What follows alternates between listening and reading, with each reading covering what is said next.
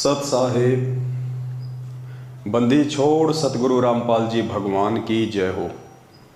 परमपिता परमात्मा सारी सृष्टि के रचनहार, कुल मालिक, असंख्य ब्रह्मांडों के स्वामी, तीनों लोकों में प्रवेश करके सबका भरण पोषण करने वाले जगत गुरु संत शिरोमणि सतगुरु रामपाल जी परमेश्वर जी के चरण कमल में हम सभी देश विदेश से सत्सेवक भाई बहनों का कोटि कोटि दंडवत प्रणाम। और लाइव वीडियो देख रहे आप सभी भाई बहनों को दास की तरफ से प्यार भरा सत साहिब। पुण्यात्माओं, ये दया है परमपिता परमात्मा की, जिनके शुभ आशीर्वाद से आप और हम सभी भगत भाई बहन बरवाला कांड 2014 की सच्चाई से परिचित हो पा रहे हैं। एक एक करके सतलोक आश्रम मैनेजमेंट हरियाणा के द्वारा संगत में पूज्य गुरुदेव जी के वचन को तुड़वाए जा रहे प्रत्येक कर्म और कुकर्म को हम समझ पा रहे हैं। ये मालिक की विशेष रजा, विशेष मेहर आप और हम सभी आत्माओं के ऊपर है। कुछ भगत भाई बहन लाइव जुड़ जाएं, और जो लाइव जुड़ चुके हैं उनसे दास की प्रार्थना है आप जी वीडियो को ज़्यादा से ज़्यादा शेयर करें, ताकि सभी भगत भाई बहनों तक जो संदेशा परमपिता परमात्मा दिलवाना चाहते हैं वो संदेशा परमात्मा की आत्माओं तक पहुँचे। और जिस मकसद के लिए परमात्मा ने हम सत्सेवकों को खड़ा किया है, जो सात संगतियाँ पूज्य गुरुदेव जी रखवा रहे हैं, उन सात संगतियों का लाभ भगत समाज को मिले। तो जैसे जैसे आप भाई बहन जुड़ते जाएं, वैसे वैसे आप जी एक बार वीडियो को ज़्यादा से ज़्यादा शेयर भी करते रहें। वैसे तो आज दिन में दास ने थोड़ा बहुत हिंट आप सभी भाई बहनों को लाइव आके दे दिया था, और आज का जो विषय है, आज का जो मुद्दा है वो उत्तराखंड को लेके है। उत्तराखंड के स्टेट कोऑर्डिनेटर, संभागीय कोऑर्डिनेटर और नामदान संचालक को लेके है। उससे पहले दास कुछ एक बातें आप सभी भाई बहनों को बताना चाहेगा, आप जियों को समझाना चाहेगा। थोड़ा सा ध्यान से आप जी सुनने का जो है प्रयास करें। बहुत सारे भाई बहन अनजाने में, ना समझे में, भाववश ये कह देते हैं कि इस तरह की बातें जो जगत में वायरल होती हैं, जैसे कि आज का वीडियो, आज जिस प्रकार से उत्तराखंड के नामदान केंद्र के ऊपर एक युवा लड़की की नामदान संचालक के द्वारा जो मसाज की जा रही है, दास ने दिन में थोड़ा हिंट दिया था, वीडियो आप जी को मैं अब दिखाऊंगा। तो कुछ एक भाई बहनों की शंका रहती है कि इस तरह के वीडियो से कहीं ना कहीं गुरुदेव की जगत में बदनामी होती है, तो इस तरह के वीडियो को अवॉइड किया जाए। तो दास उन सभी भाई बहनों से करबद्ध प्रार्थना करता है, निवेदन करता है कि गुरु जी की बदनामी की चिंता आप लोग ना करें बिल्कुल भी। परमात्मा की इज्जत बढ़ती है या परमात्मा बदनाम होते हैं, इसकी चिंता आप बिल्कुल भी ना करें। और रही बात बेइज्जती की, अगर भगवान की भी बेइज्जती होती है तो फिर भाई 2014 बरवाला कांड में भगवान की जो बेइज्जती सतलोक आश्रम मैनेजमेंट हरियाणा के द्वारा, उनके कलयुगी परिवार वालों के द्वारा और आप और हमारे जैसे नासमझ मंदबुद्धि भक्तों के द्वारा जो हो चुकी है, उससे बढ़कर बेइज्जती वर्तमान में तो संभव नहीं है। तो गुरु जी की बदनामी की चिंता आप लोग ना करें। ये जो जगत वाले हैं ना, जगत वाले भाई बहन, जो आप कह रहे हैं कि जगत वालों को पता चलेगा तो गुरु जी की क्या इज्जत रहेगी, ये जगत वाले परमात्मा की उसी समय इज्जत करेंगे जब इन जगत वालों को हकीकत का पता चलेगा कि इस बेइज्जती का मुख्य कारण क्या है, रीजन क्या है। ये भी परमात्मा के बच्चे हैं, इनको भी सच्चाई का पता होना चाहिए।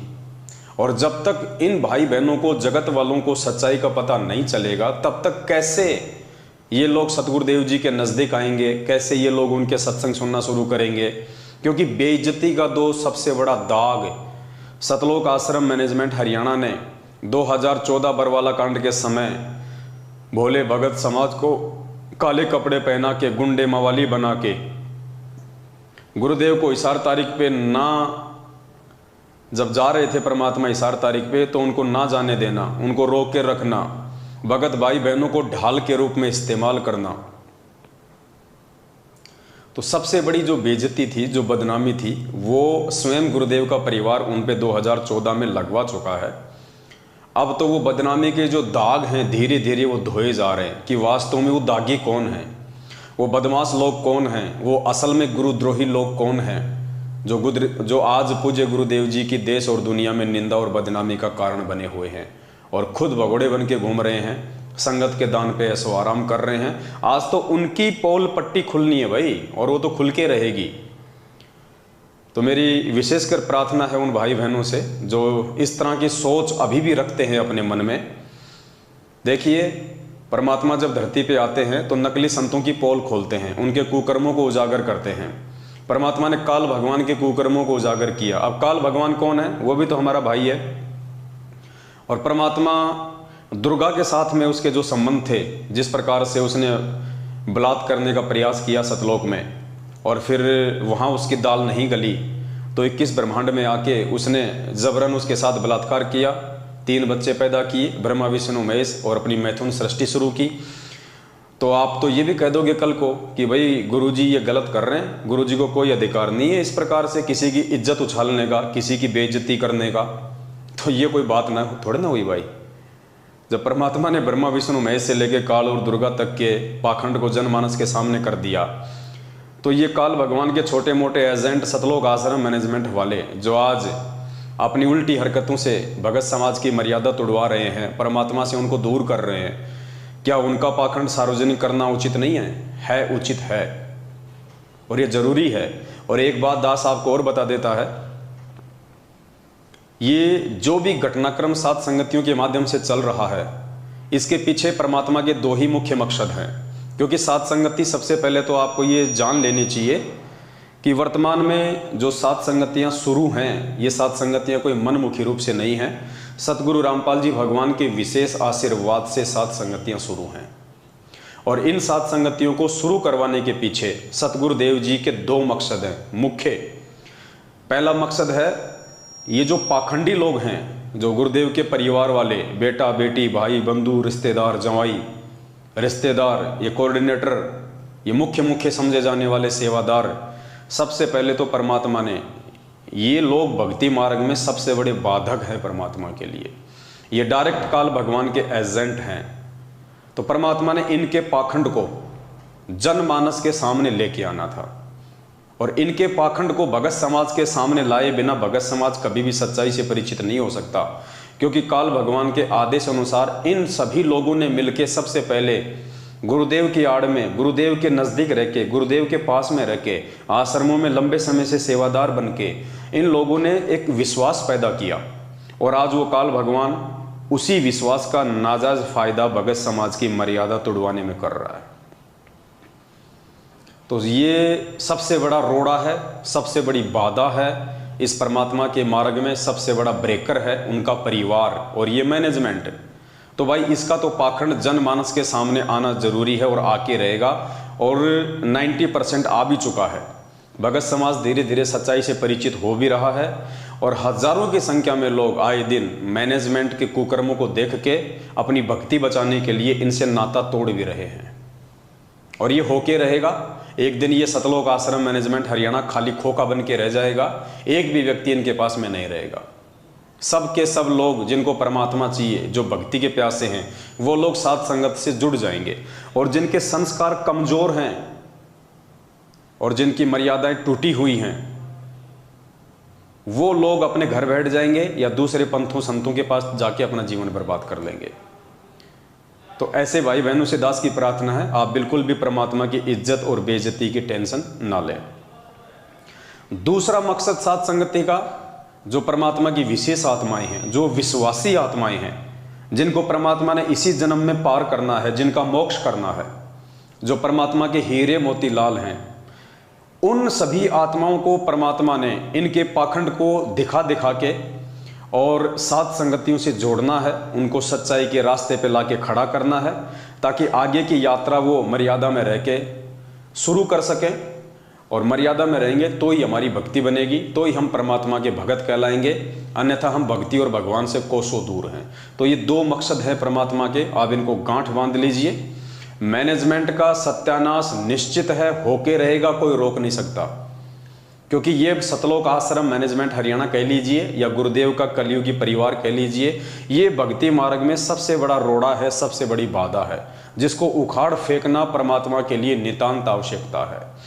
मालिक ने हमें चारों युगों का इतिहास पढ़ाया है, बताया है कि इस कबीर परमेश्वर के सत भक्ति मार्ग में सबसे बड़ा रोड़ा उनके अपने लोग खड़े होते हैं, जो नाद वाले, जो बिंद वाले हैं। दो प्रकार के होते हैं, एक नाद के, एक बिंद के। नाद वो होते हैं जो सतगुरु के वचन के बेटा बेटी होते हैं, जैसे आप और हम, और एक होते हैं बिंद के, जो उनके परिवार के होते हैं। तो परमात्मा ने कहा कि बिंद वालों ने तो इस भक्ति का हमेशा ही बट्ठा बैठाया है, और मेरा जो मार्ग है वो हमेशा मेरे नाद पुत्रों से, मेरे वचन के शिष्य और शिष्यों से चलता है। तो इस आधार से भी गुरुदेव के परिवार का जड़ से सत्यानाश होना लाजमी है। सत्यानाश का मतलब मैं ये नहीं कह रहा कि उनको मौत के घाट उतारना है परमात्मा ने, नहीं, वो तो जैसे उनके कर्म कुकर्म है उस आधार से उनको सवतई आने वाले समय में उनको फल मिल जाएगा, उनको परिणाम मिल जाएगा। सत्यानाश का मतलब है संगत के सामने उनकी दो कौड़ी की इज्जत कर देना। आज नादानी में मूर्ख संगत का कुछ हिस्सा जो गुरुदेव के परिवार को, उनके परिवार के होने के चलते ब्रह्मा विष्णु महेश की तरह बहुत बड़ी उपाधि देके बैठे हैं और उन्हीं के सारे सतलोक जाने की सोच रहे हैं। उन लोगों के सामने उस परिवार को नंगा कर देना, बिल्कुल उनके पाखंडवाद को सबके सामने ले आना, वो कितना गुरुदेव को मानते हैं, कितना जानते हैं, इस बात की सबको जड़ से हकीकत का मालूम हो जाना। और तीसरी बात, परमात्मा ने तो अपने बेटा बेटी की भी नहीं छुपाई। 2008 में ही परमात्मा ने एक सत्संग में सार्वजनिक कर दिया था अपने बेटा बेटी के विषय में कि इस दास की 4 संतान थी, 2 लड़के 2 लड़कियां, और मुझे अच्छे से पता है वो आगे चल के मेरी कैसी इज्जत करते, कैसी मेरी खातिरदारी करते, मुझे अच्छे से पता है उनके व्यवहार का, उनके नेचर का।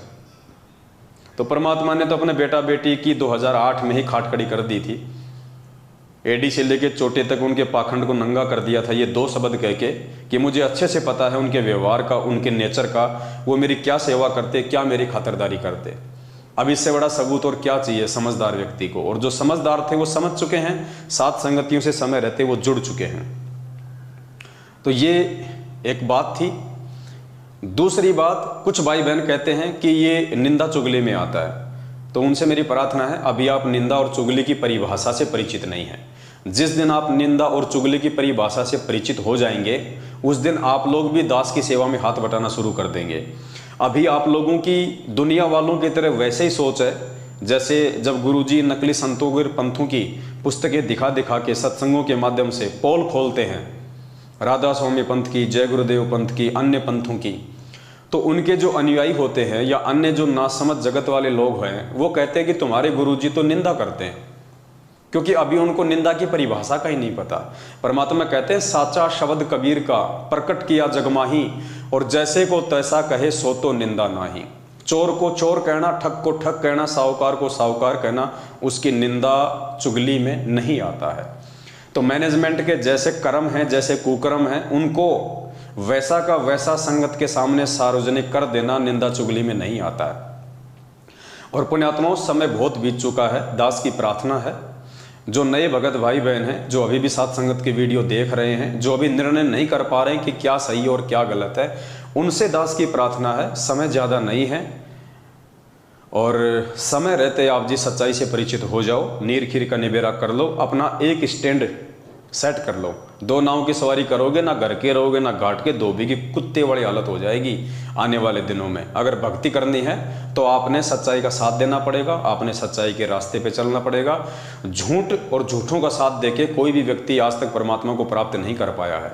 और इस दुनिया में, इस कबीर परमेश्वर के सत भक्ति मार्ग में सबसे बड़ा झूठा, सबसे बड़ा ठग और सबसे बड़े दुष्ट यदि कोई है तो उनका परिवार है। ये सतलोक आश्रम मैनेजमेंट हरियाणा है।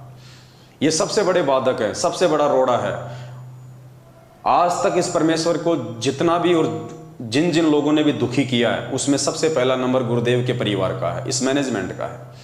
2014 के बाद से जितने भी भक्ति विरुद्ध कुकर्म आप भाई बहनों से करवाए गए हैं, इस मैनेजमेंट ने करवाए, गुरुजी के परिवार ने कराए, हमने नहीं करवाए। कुपात्र होने के बावजूद आप लोगों से ज्योति पाठ और दान का पैसा लेके उस पैसे को हरियाणा के जाट आरक्षण में देना, आनंदपाल सिंह की सीबीआई जांच में देना, अन्य सामाजिक धरनों में देना, गौशाला में देना, जाट समाज को देना और आपके कर्म फुड़वाना, ये काम सतलोक आश्रम मैनेजमेंट हरियाणा ने किया है, गुरुदेव के कलयुगी परिवार ने किया है। तो यथासंभव जितना हो सके इस काल के जाल से बाहर निकलो। अगर भक्ति करनी है तो, अगर बकवाद करनी है तो इनके तलवे चाटते रहो, तुम्हें कोई रोकने वाला नहीं है। फिर आने वाले समय में परमात्मा को दोष मत देना, गुरुदेव को दोष मत देना कि हम तो भक्ति भी कर रहे थे, फिर हमारे साथ में ऐसा क्यों हुआ। तो अब हम आगे का वीडियो शुरू करते हैं और आज हमारा जो विषय है वो उत्तराखंड को लेके है। दिन में दास ने जिक्र कर दिया था, फिर भी एक बार मोटा मोटी दास आपको बता देता है कि उत्तराखंड की संगत में वर्तमान में बहुत भयंकर भूचाल चला हुआ है। हो सकता है 30% भाई बहनों को नहीं पता हो सच्चाई का, लेकिन 60 से 70% उत्तराखंड की संगत में भूचाल मचा हुआ है और संगत अच्छे से जान रही है, पहचान रही है कि ये जितने भी सेवादार के नाम पे कोऑर्डिनेटर हैं, नामदान संचालक हैं, सारे के सारे ठग हैं। इनका काम केवल संगत को उल्टे सीधे आदेश बता के गुमराह करना है, डरा के रखना है पीले पर्चों की आड़ में और अपनी जेबें भरनी है। अब इनका पाखंड उत्तराखंड की संगत के सामने धीरे धीरे करके आ चुका है।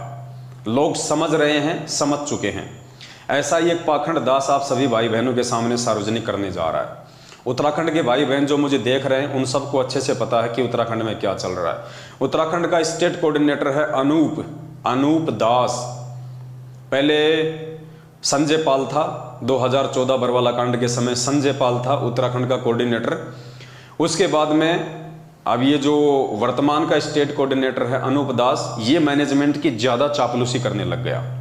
तो मैनेजमेंट ने संजय पाल को पहले तो आधे उत्तराखंड का कोऑर्डिनेटर रखा और आधे उत्तराखंड का कोऑर्डिनेटर रखा इसको अनूप दास को।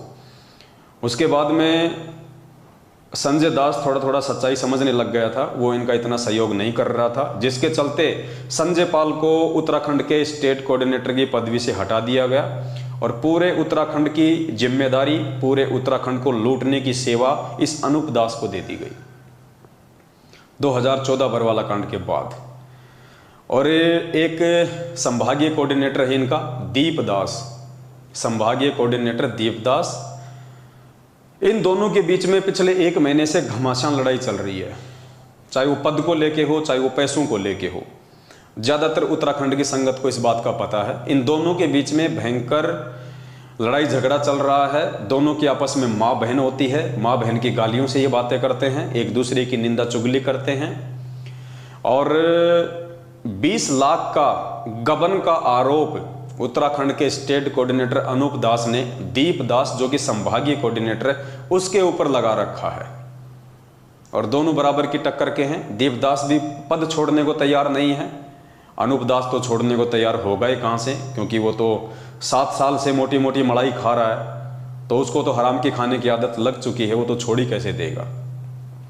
तो दोनों के बीच में पैसों को लेके भयंकर मारामारी हो रही है। उत्तराखंड का स्टेट कोऑर्डिनेटर नहीं चाहता है कि अनूप दास दीप दास उत्तराखंड का संभागीय कोऑर्डिनेटर रहे, इसलिए उसको हटाने की तैयारी चल रही है। और संगत के सामने जैसे ये सारी बातें आई तो संगत ने भी ये अपना मूड बना लिया कि इन दोनों को हटाया जाए। लेकिन बात वही है, अगर और किसी को चूज करोगे और किसी को कोऑर्डिनेटर बनाओगे तो वो भी यही काम करेगा जो ये कर रहे हैं वर्तमान में, क्योंकि ये नामदान संचालक, ये जो जितने भी नामदान केंद्र हैं ये गुरुदेव के आदेश से है ही नहीं। इसलिए आप जितने भी नामदान केंद्र खोलोगे, जितने भी नामदान केंद्रों पे इन लोगों को बैठाओगे, ये सब के सब लोग संगत को ही ठगेंगे और इनका दूसरा कोई काम नहीं है काल प्रेरणा से। ये आप लोगों को भक्ति मार्ग की बातें नहीं बता सकते, आप लोगों को ज्ञान की बातें नहीं बता सकते। ये केवल आपकी मर्यादा तोड़वा सकते हैं, आपको भक्ति और भगवान से धीरे धीरे करके दूर लेके जा सकते हैं। तो आजकल हो क्या रहा है कि अनूप दास का एक रिश्तेदार है जोगा दास।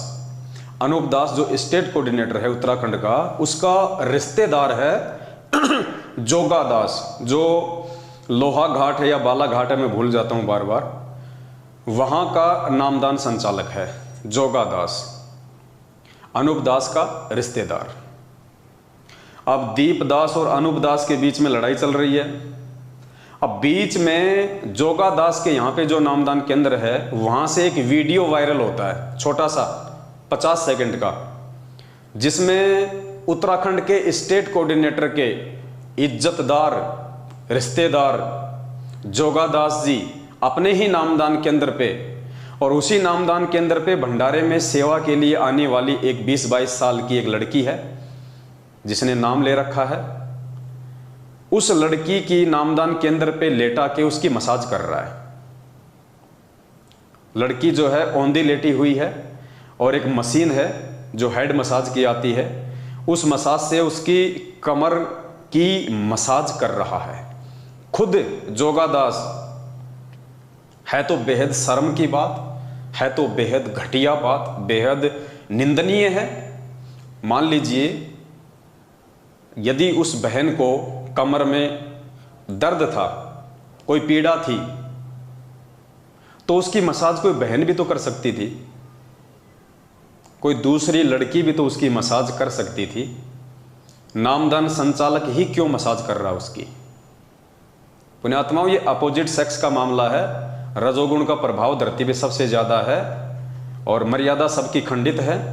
ये तो सिर्फ दास आपको एक ऑप्शनल बात बता रहा है कि मान लीजिए उस लड़की की कमर में दर्द था, तो उसकी मसाज कोई दूसरी लड़की भी तो कर सकती थी। वहां पे और भी लोग खड़े हैं, अभी आपको वीडियो दिखाऊंगा, उसमें और माता बहनों की भी आवाज आ रही है जो वहीं बैठे हुए हैं, और वो जोगादास नामदान संचालक ही उस बहन की मसाज कर रहा है। शर्म की बात है। और उसके बाद फिर वीडियो भी वायरल कर रहा है। अब धीरे धीरे उत्तराखंड में जब ये वीडियो फैलने लगा, दास पहले आपको एक बार वीडियो दिखा देता है, और उत्तराखंड के बालाघाट या लोहाघाट के जो भाई बहन है, चंपावत जिला है, जिला चंपावत बालाघाट, एक मिनट में अभी देख लेता हूं कौन सा घाट है वो।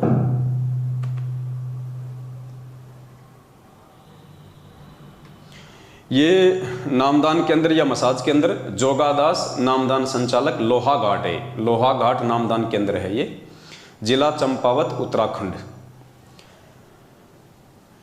ये जोगादास जी हैं जो कि वहाँ के नामदान संचालक हैं, और उत्तराखंड के स्टेट कोऑर्डिनेटर अनूप दास के ये रिश्तेदार हैं। ये सामने सतगुरु रामपाल जी भगवान की फोटो है, ये नामदान केंद्र का सीन है। सामने सतगुरु रामपाल जी भगवान का बड़ा सारा पोस्टर लगा हुआ है। इधर ये 20-22 साल की ये लड़की है, युवा लड़की है, जो वहाँ के नामदान केंद्र पे सेवा करने आती है। भाई साहब के हाथ में ये मशीन है और ये कमर के नीचे के हिस्से की ये इसकी मसाज कर रहा है। और मसाज तो बहुत काफ़ी समय की इसने, हो सकता है 20-25 मिनट तक मसाज की हो, लेकिन वीडियो केवल 50 सेकंड का ही आया है। तो आप एक बार वीडियो देख लीजिएगा।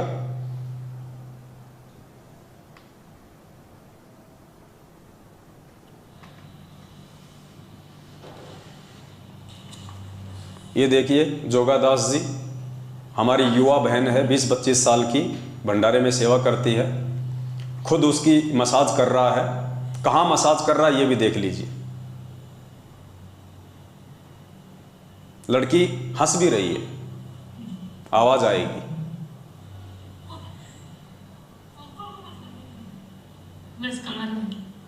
और भी लोग खड़े हैं। भाई साहब वॉल्यूम थोड़ा तेज कर रहा है। अरे हंसो मत बहन जी, हंसो मत, कोई नहीं देख रहा, कोई नहीं देख रहा, हंसो मत।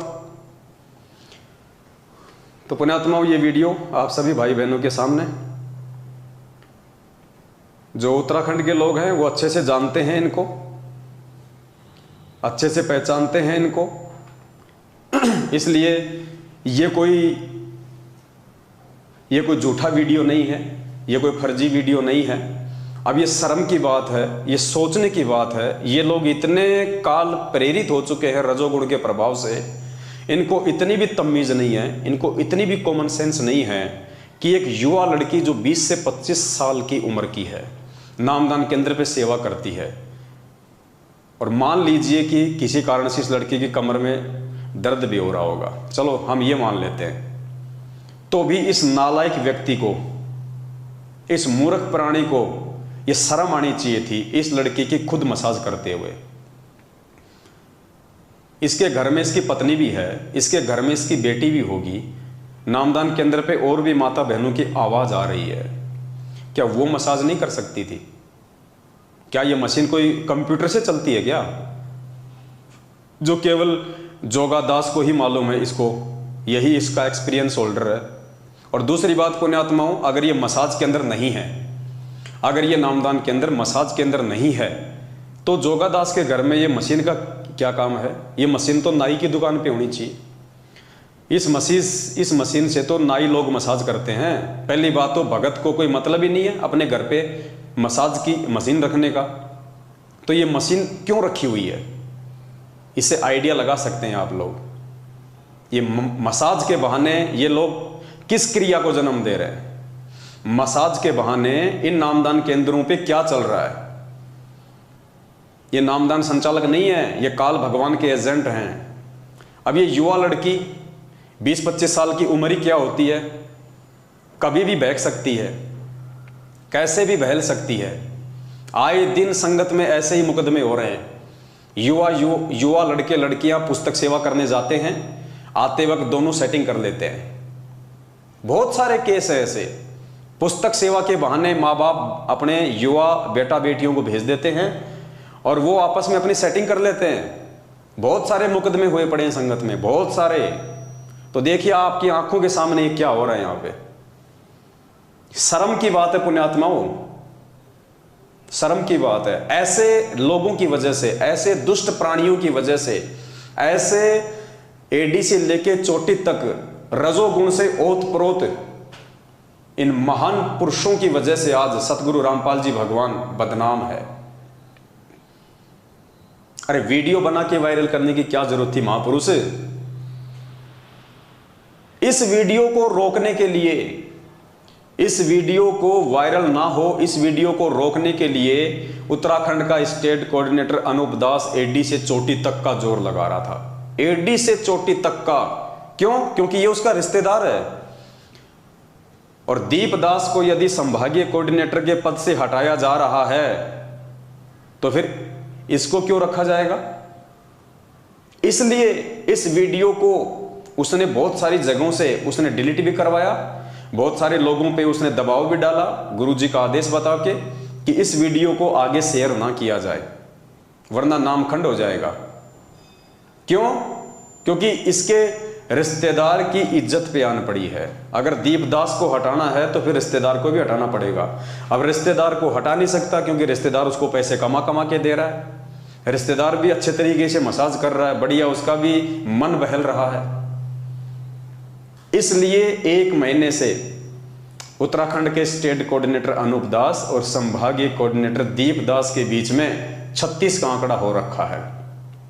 अपने इस सारी गंदगी के बीच में कौन पिस रहा है, कौन मर रहा है? नुकसान किसका है? परमात्मा का और संगत का। सबसे बड़ा नुकसान संगत का। अब आप सोचिए, ऐसे रजोगुण से प्रभावित व्यक्तियों के नामदान केंद्रों पे जाके आप क्या नाम शुद्ध करवाएंगे? आप इनके तो खुद के नामखंड पड़े, इन व्यक्तियों के तो खुद के नामखंड पड़े हैं, तुम्हारे नाम कहां से शुद्ध करवाएंगे? और जो इज्जतदार भाई बहन हैं, जिनके समाज में इज्जत है, जो अच्छे घरों के भगत भाई बहन हैं, उनसे मेरी हाथ जोड़ के विनती है, पहली बात तो इन फर्जी नामदान केंद्रों पे आप जाइए मत, क्योंकि ये काल भगवान के नामदान केंद्र हैं, ये सतगुरु रामपाल जी भगवान के नहीं हैं।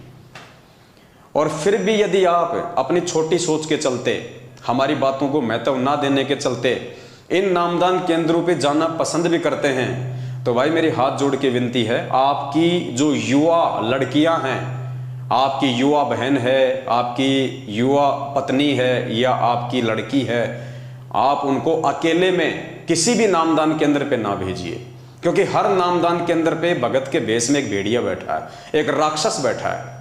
कब आपकी बहन बेटी और पत्नी के साथ में कुकर्म हो जाए कोई भरोसा नहीं है, कोई गारंटी नहीं है। कल को ये मत कहना कि हमारे को किसी ने बताया नहीं। सबको पता है, आज से 2 साल पहले मध्य प्रदेश के धार जिले के नामदान केंद्र पे आदिवासी समाज की एक भूरी दासी नाम की बहन, दास ने 3 घंटे का वीडियो बनाया था, अपने 3 बच्चों के साथ में या 2 बच्चों के साथ में, छोटे छोटे बच्चों के साथ में नाम शुद्ध करवाने गई थी। पुण्यात्माओं, धार जिले का नामदान सेवादार, उसका नाम भूल गया मैं, क्या नाम था भगत जी उसका, ध्यान है? जो मर गया अभी, एक्सीडेंट में मरा, उसका नाम दास के दिमाग से निकल गया। भैरूलाल जो धार जिले के नामदान पे सेवा करता था, फार्म भरने की, नाम दीक्षा दिलवाने की। हालांकि अभी 1 महीने पहले उसका एक्सीडेंट हुआ और वो मर गया, अकाल मौत, ट्रैक्टर के नीचे दब के। अब जैसे कर्म करोगे वैसे परिणाम तो मिलेंगे। उस व्यक्ति ने उस बहन के साथ 8 दिन तक नामदान केंद्र के ऊपर बलात्कार किया, उस बहन को अपनी हवस का शिकार बनाया। और जब मामला सबके सामने आ गया तो देखिए, दुष्ट लोग मैनेजमेंट वाले उस मामले को दबाने के लिए गुरुजी का आदेश बता रहे हैं कि गुरुजी का आदेश है इस मामले को दबा दिया जाए। 10-15 लाख रुपए उस बहन के पति को भी दिए ताकि वो अपनी FIR वापस ले ले। उस बहन को कोर्ट में ले जाके एफिडेविट लिखवा लिया कि हमें आपस में प्यार हो गया था। 3 बच्चों की माँ वो भूरी दासी, 2 बच्चों का बाप वो भैरूलाल, और आपस में उनको आई लव यू हो गया। ये है काल प्रेरित लोगों की सोच, ये है नामदान केंद्रों की हकीकत। एक नहीं, कुछ दिन पहले, लगभग 7-8 महीने हुए होंगे, हरियाणा के सोनीपत नामदान केंद्र से नामदान संचालक रणवीर को हटा दिया गया था। क्यों? वहां जो माता बहनें आती थी वो उनके मोबाइल नंबर लेके फिर रात को मीठी मीठी बातें करता था। उसकी एक ऐसी ही ऑडियो किसी बहन के साथ वायरल हो गई, अश्लील बातें करते हुए। बताओ, जिसके खोपड़ी में सफेद बाल आ रहे हैं, नामदान संचालक है रणवीर दास, सोनीपत नामदान केंद्र का, हरियाणा, और माता बहनों के साथ में अश्लील बातें करता है। और जब वो ऑडियो उसकी वायरल हुई तो उसको कुछ दिनों के लिए हटा दिया गया। 1 महीने बाद उसको वापस सेवा में ले लिया। मामला ठंडा हो गया, संगत मूर्ख है, संगत ने ध्यान नहीं दिया। तो ये एक नहीं पुण्यात्माओं, इनके जितने भी नामदान केंद्र हैं, कुछ एक को छोड़ के 90% जितने भी नामदान केंद्र हैं, ये सब के सब हवस के अड्डे हैं। ये सब के सब हवस के अड्डे हैं। कुछ माता बहनें तो शर्माते हुए बताती नहीं है फिर बातें, कुछ माता बहनें तो शर्माते हुए अपनी इज्जत के डर से इनकी हकीकत बाहर आके नहीं बताती हैं, और कुछ चीजें परमात्मा की दया से बाहर आ जाती हैं ताकि संगत को मालूम पड़े कि हकीकत क्या है। तो ये हकीकत आपके सामने है, कोई झूठ नहीं है, कोई पाखंड नहीं है, वीडियो में प्रमाण है। ये जोगादास जी हैं जो व्हाइट कलर की टोपी पहन रखी है, सब जानते हैं उत्तराखंड के लोग इनको, चंपावत जिले के हैं, बालाघाट नामदान केंद्र है, लोहा घाट। वीडियो एक बार फिर से देख लीजिए, अगर आपको समझ में नहीं आया, ढंग से नहीं दिखाया तो वीडियो एक बार फिर से देख लीजिए।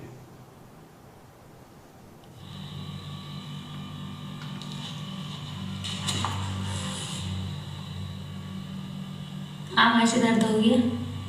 ये दूसरी लड़की है, साइड में खड़ी हुई है, लेकिन उससे नहीं करवा रहा। और देखिए कहाँ कहाँ मशीन चला रहा है, शर्म की बात है।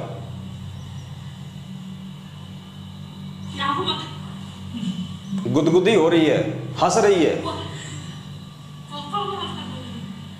बस कमर में।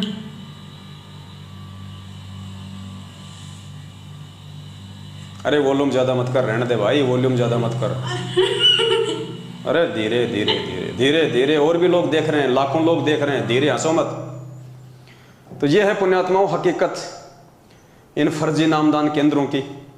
आए दिन दास कुत्ते की तरह भोगता रहता आप सभी भाई बहनों को। और निवेदन करूंगा, फिर से निवेदन करूंगा, जो इज्जतदार भाई बहन हैं जिन्होंने गलती से इन फर्जी नामदान केंद्रों से नाम दीक्षा ले ली ऑनलाइन या वहां जाके, प्रार्थना है अपनी माता बहनों को, अपनी बेटियों को अकेले में, कम से कम अकेले में इन नामदान केंद्रों पे भेजने की महागलती ना करें। कब आपकी घर की इज्जत को बाजार में नंगा कर दिया जा सकता है, कोई भरोसा नहीं है, कोई भरोसा नहीं है। ये राक्षस लोग हैं। अरे जो सतगुरु रामपाल जी भगवान के साथ में दगा कर सकते हैं, उनकी संगत के साथ में दगा कर सकते हैं, आपकी बहन बेटियां उनके लिए क्या महत्व रखती हैं? तो दास की प्रार्थना है, थोड़ा बचिए इन लोगों से और बचाइए अपने घर की इज्जत को इन फर्जी नामदान केंद्रों पे भेज के। और पुण्यात्माओं, समय रहते साथ संगति से जुड़ जाओ। और एक बार आप साथ संगति से जुड़े, आपको किसी नामदान केंद्र पे जाने की जरूरत नहीं है, आपको कहीं कोई नाम शुद्ध करवाने की जरूरत नहीं है। क्योंकि जिस दिन आप साध संगत से जुड़ जाओगे, सत्य से परिचित हो जाओगे, आपकी आत्मा इतनी दृढ़ हो जाएगी और साध संगत से जुड़ने के चलते आपको इतना विश्वास हो जाएगा, आप जिंदगी में मर्यादा खंडित नहीं करोगे। और जो मर्यादा खंडित नहीं करेगा उसको क्या जरूरत है फर्जी नामदान केंद्रों पे धक्के खाने की, अपनी इज्जत उतरवाने की। तो देखिए कैसे नंगा नाच इन नामदान केंद्रों पे चल रहा है, कैसा नंगा नाच। कॉमन सेंस भी नहीं है इन लोगों को, काल इस कदर इनकी बुद्धि पे सवार है, इनको कॉमन सेंस भी नहीं है कि हो क्या रहा, हम क्या कर रहे हैं, हम किस रास्ते पे जा रहे हैं। ये परमात्मा की विशेष मेहर समझ लेना पुण्यात्माओं, जो ये वीडियो बाहर निकल के आया है, वरना इस वीडियो को रोकने के लिए तो लाखों रुपए बर्बाद कर दिए मैनेजमेंट ने, संगत का लाखों रुपया, कि ये वीडियो संगत में वायरल ना हो। लेकिन भाई होने को कौन रोक सकता है? जब परमात्मा खुद ही चाह रहे हैं वीडियो को वायरल करवाना, तो भाई तुम्हारी क्या औकात है कि तुम 1 लाख क्या 1 करोड़ रुपया खर्च कर दो, वीडियो नहीं रुकने वाला। तो ये विशेषकर उत्तराखंड की संगत को तो समझ में आ जाना चाहिए पुण्यात्माओं, आप लोगों के जीवन के साथ में क्या खिलवाड़ किया जा रहा है, आप लोगों को कहां बैठाया जा चुका है काल भगवान की गोद में। अरे किस बात से डरते हो आप लोग, किस बात की चिंता है आप लोगों को? अरे नाम आपको संत रामपाल जी भगवान ने दिया, ज्ञान आपको संत रामपाल जी भगवान ने दिया, सतलोक आपको संत रामपाल जी भगवान लेके जाएंगे। तुम चापलूसी इन 2 कोड़ी के जीवों की क्यों कर रहे हो? तुम इनकी गुलामी क्यों कर रहे हो भाई? किस बात का डर है तुम्हें, किस बात का भय है? ये छोटे छोटे एजेंट हैं, ये तो छोटे छोटे एजेंट पृथ्वी लोक पे।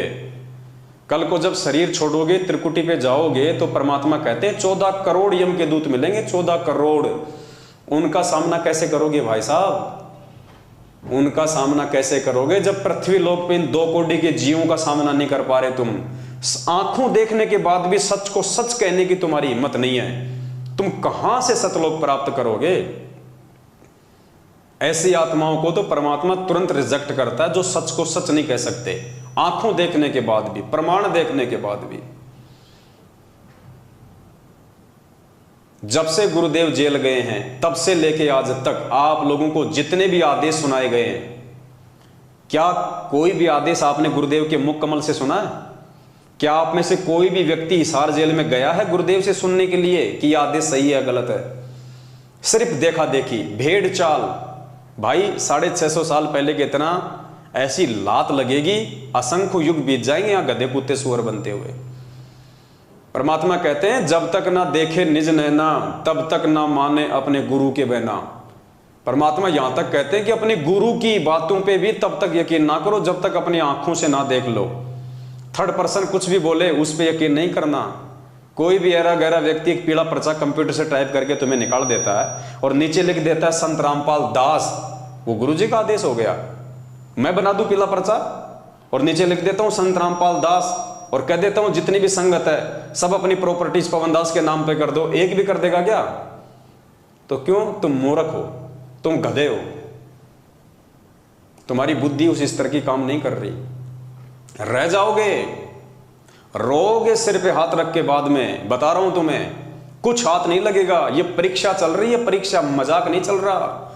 2014 के बाद से भगवान हमारी कदम कदम पे परीक्षा ले रहा है, इसको मजाक मत समझ लेना। रह जाओगे, रोगे सिर पे हाथ रख के, कुछ नहीं मिलेगा बाद में। फिर कहते रहना अरे यार वो पवन दास तो बिल्कुल ठीक कहा करता था, अरे यार हमने ध्यान ही नहीं दिया। अब फिर बाद में भगवान ध्यान नहीं देगा। आज अगर तुम ध्यान नहीं दे रहे ना तो कल को परमात्मा ध्यान नहीं देगा। सिर पे हाथ रख के रोगे, धरती पे ठिकाना नहीं होगा। ये भगवान किसी का सगा नहीं है।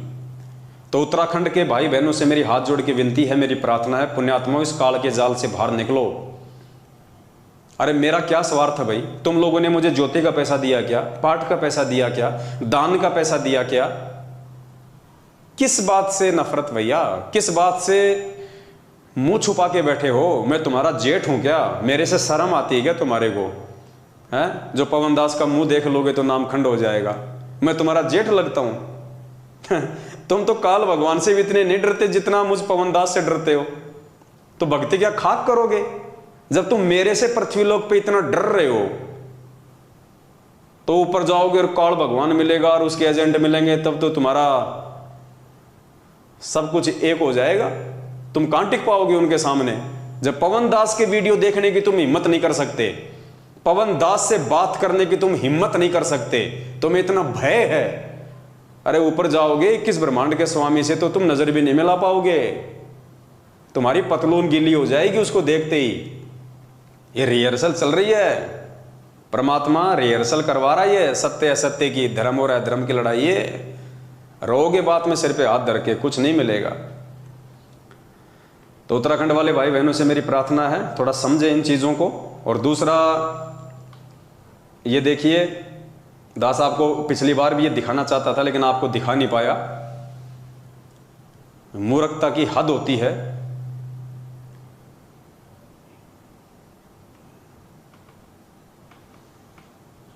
ये देखिए, ये एक आरटीआई है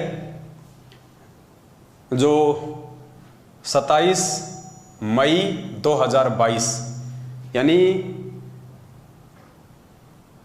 पिछले महीने की 27 तारीख को ये आरटीआई मध्य प्रदेश के भक्तों ने लगाई हिसार जेल में, ये जानने के लिए कि हिसार जेल के नाम से सतलोक आश्रम मैनेजमेंट हरियाणा जो पीले पर्चे भेजता है, फर्जी लेटर बना के भेजता है, नकली ऑडियो भेजता है, पुस्तकें छाप छाप के भेजता है कि गुरुजी ने जेल से लिख के भेजी हैं, ये सब सही हैं या गलत हैं, इनमें कितनी सच्चाई है, इस बात को जनमानस के सामने लाने के लिए कोई लॉर्ड बुद्धा फाउंडेशन नाम करके कोई एक संस्था है। हालांकि वो लोग ज्ञान आधार से नहीं चल रहे हैं, गुरुजी को परमात्मा नहीं मानते हैं, मान बढ़ाई वश उन्होंने, पहले वो दास के साथ में थे, उसके बाद में मान बढ़ाई वश वो लोग दूर हो गए। उन्होंने सोचा कि हम भी संगत को ऐसे जोड़ लेंगे जैसे पवन दास ने जोड़ लिया। पवन दास ने संगत को नहीं जोड़ा, परमात्मा ने जोड़ा है। तो पवन दास बनने की चाहत में इन्होंने मेरे से अलग होके एक नया पाखंड शुरू किया कि हम गुरुजी की जमानत करवाएंगे। जमानतनामा फॉर्म भरवाए मूर्खों से, 500 रुपए ले लिए कई मूर्खों से, और वही हालत है आज, वही के वही है वो।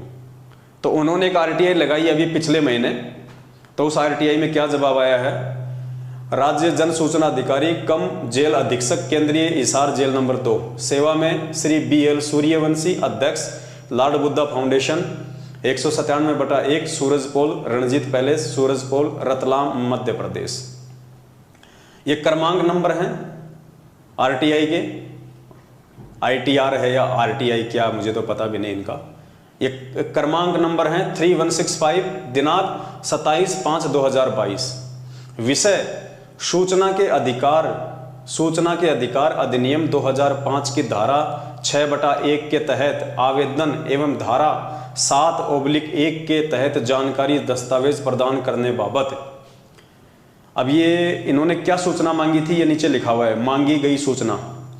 तो इन्होंने क्या सूचना मांगी थी हिसार जेल से, संत रामपाल दास जी केंद्रीय जेल नंबर 2 हिसार में वर्ष 2015 से बंद है के द्वारा वर्ष 2015 से अप्रैल 2022 तक की अवधि में संत रामपाल दास जी द्वारा जेल में रहते हुए जेल से बाहर पुस्तकें, पैम्पलेट, संदेश, ऑडियो, वीडियो जारी हुए हैं की प्रमाणित प्रतियां।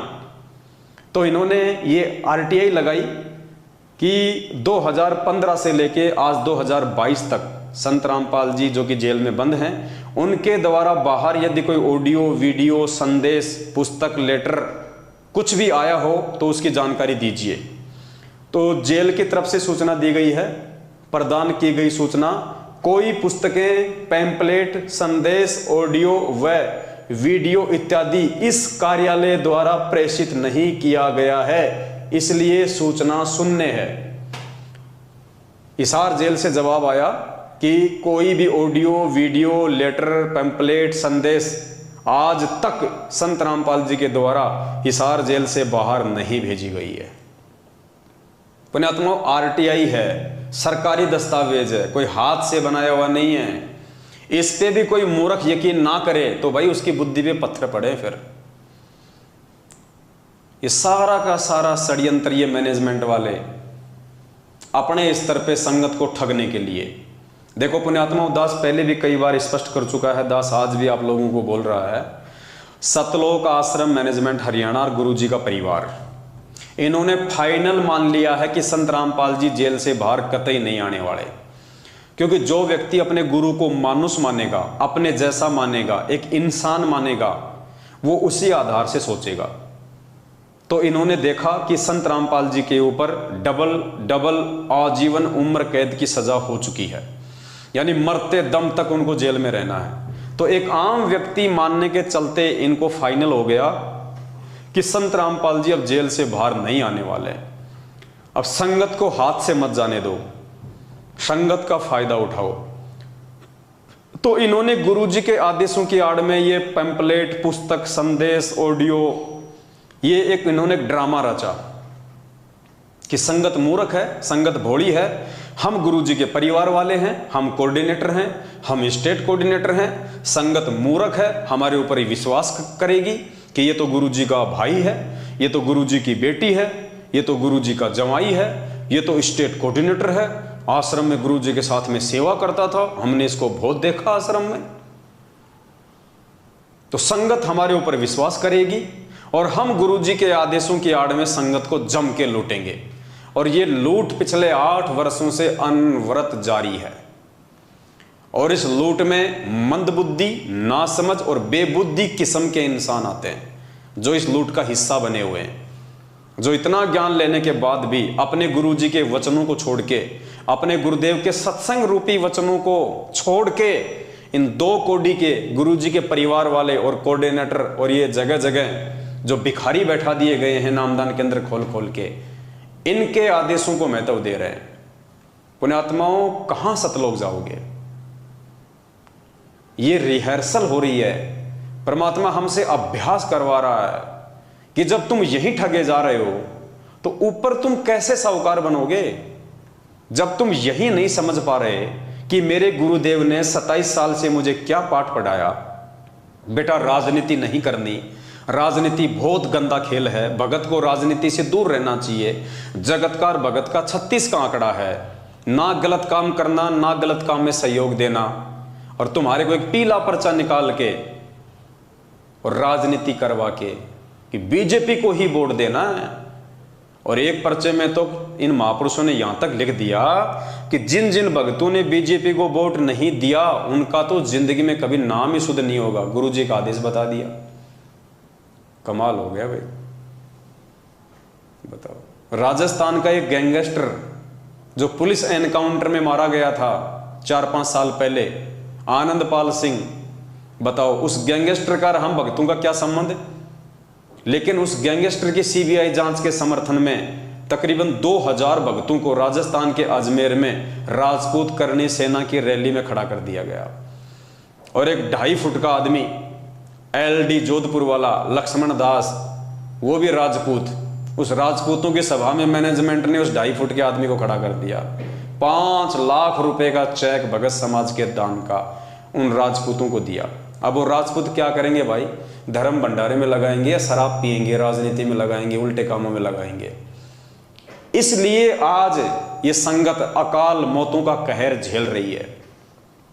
इसलिए संत रामपाल जी भगवान की संगत में जितनी लाशें उठ रही हैं, इतनी तो नकली संतों की संगत में भी नहीं उठ रही। अकाल मौत, जबकि ये भगवान तो गारंटी देता है कि मेरे से नाम उपदेश लेने के बाद यदि आप मर्यादा में रहोगे, काल आपको छू भी नहीं सकता, काल आपको हाथ भी नहीं लगा सकता। यह परमात्मा का वचन है। फिर क्यों अकाल मौत हो रही है? क्यों आए दिन सारनामी लोग, सतनामी लोग गाड़ियों के नीचे एक्सीडेंट होकर मर रहे हैं, अकाल मौत मर रहे हैं, बीमारियों से मर रहे हैं? क्यों? क्योंकि इस सतलोक आश्रम मैनेजमेंट हरियाणा ने तुम्हारी मर्यादा तोड़वा रखी है। तुम्हें ना घर का छोड़ा, ना घाट का छोड़ा, तुम्हें धोबी का कुत्ता बना के छोड़ दिया इन लोगों ने। तो पुण्यात्माओं, समझ जाओ, हमारा तो केवल एक प्रयास है आप लोगों से विनती करने का। उसके बाद में देखिए एक पीला पर्चा,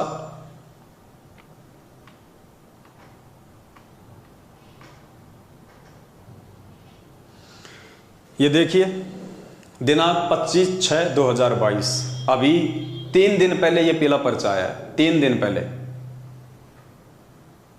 3 दिन पहले का ये पीला पर्चा है।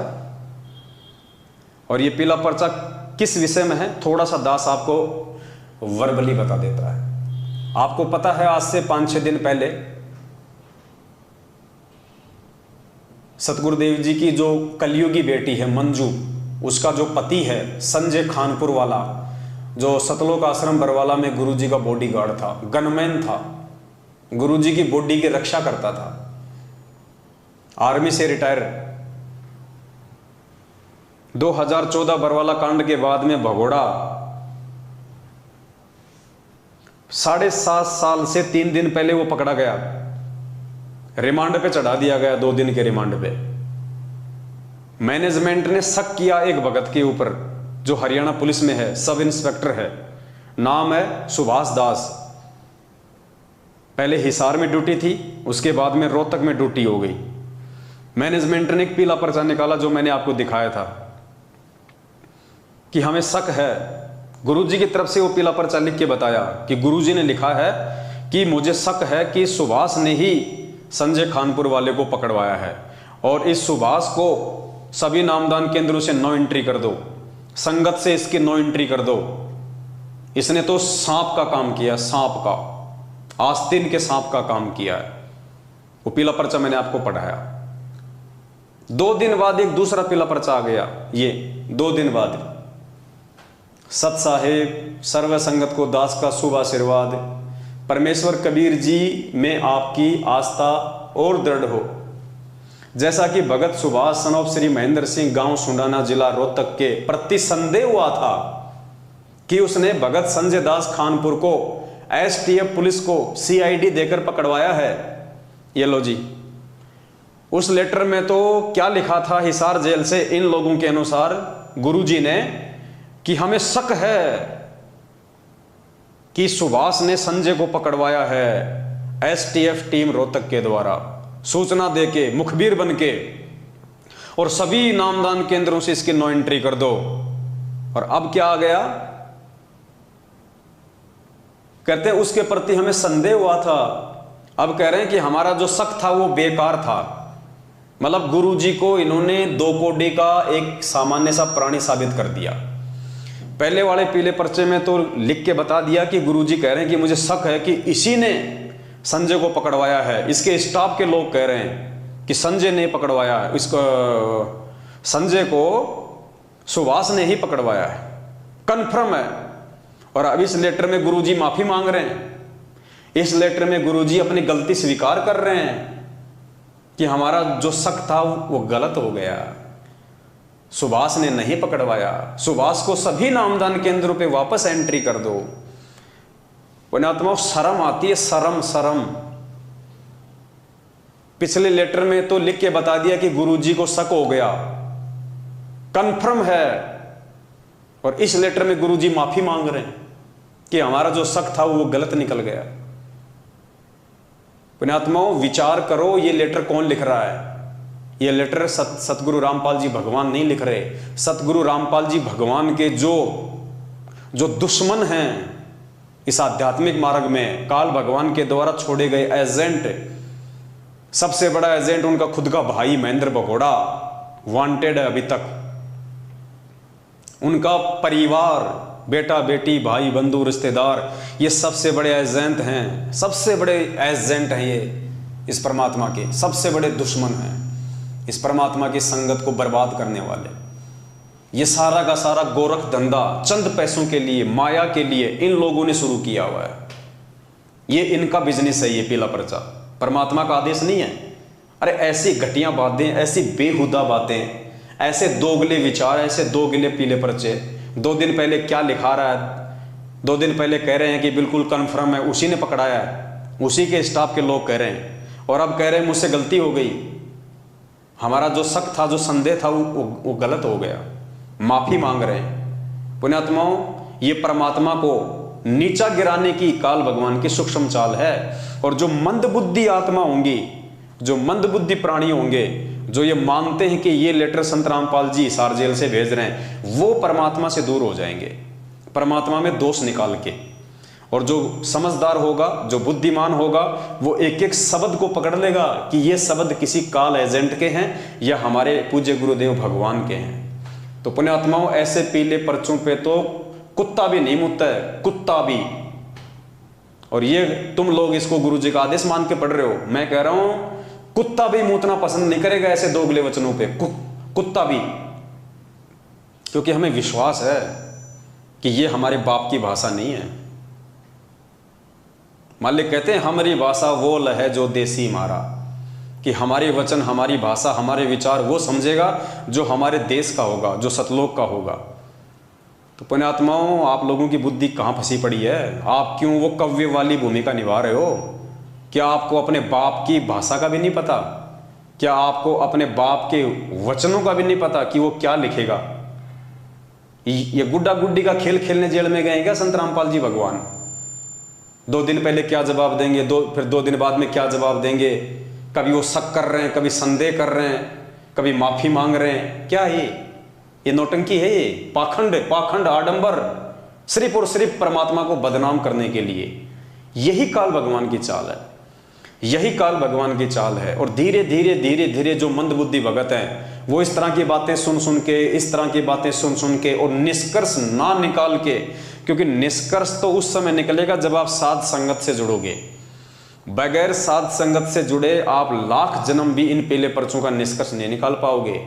एक दिन आप खुद इस परमात्मा के मार्ग से दूर हो जाओगे, भगवान में बेवजह कमियां निकाल के। और यही चाल है काल भगवान की।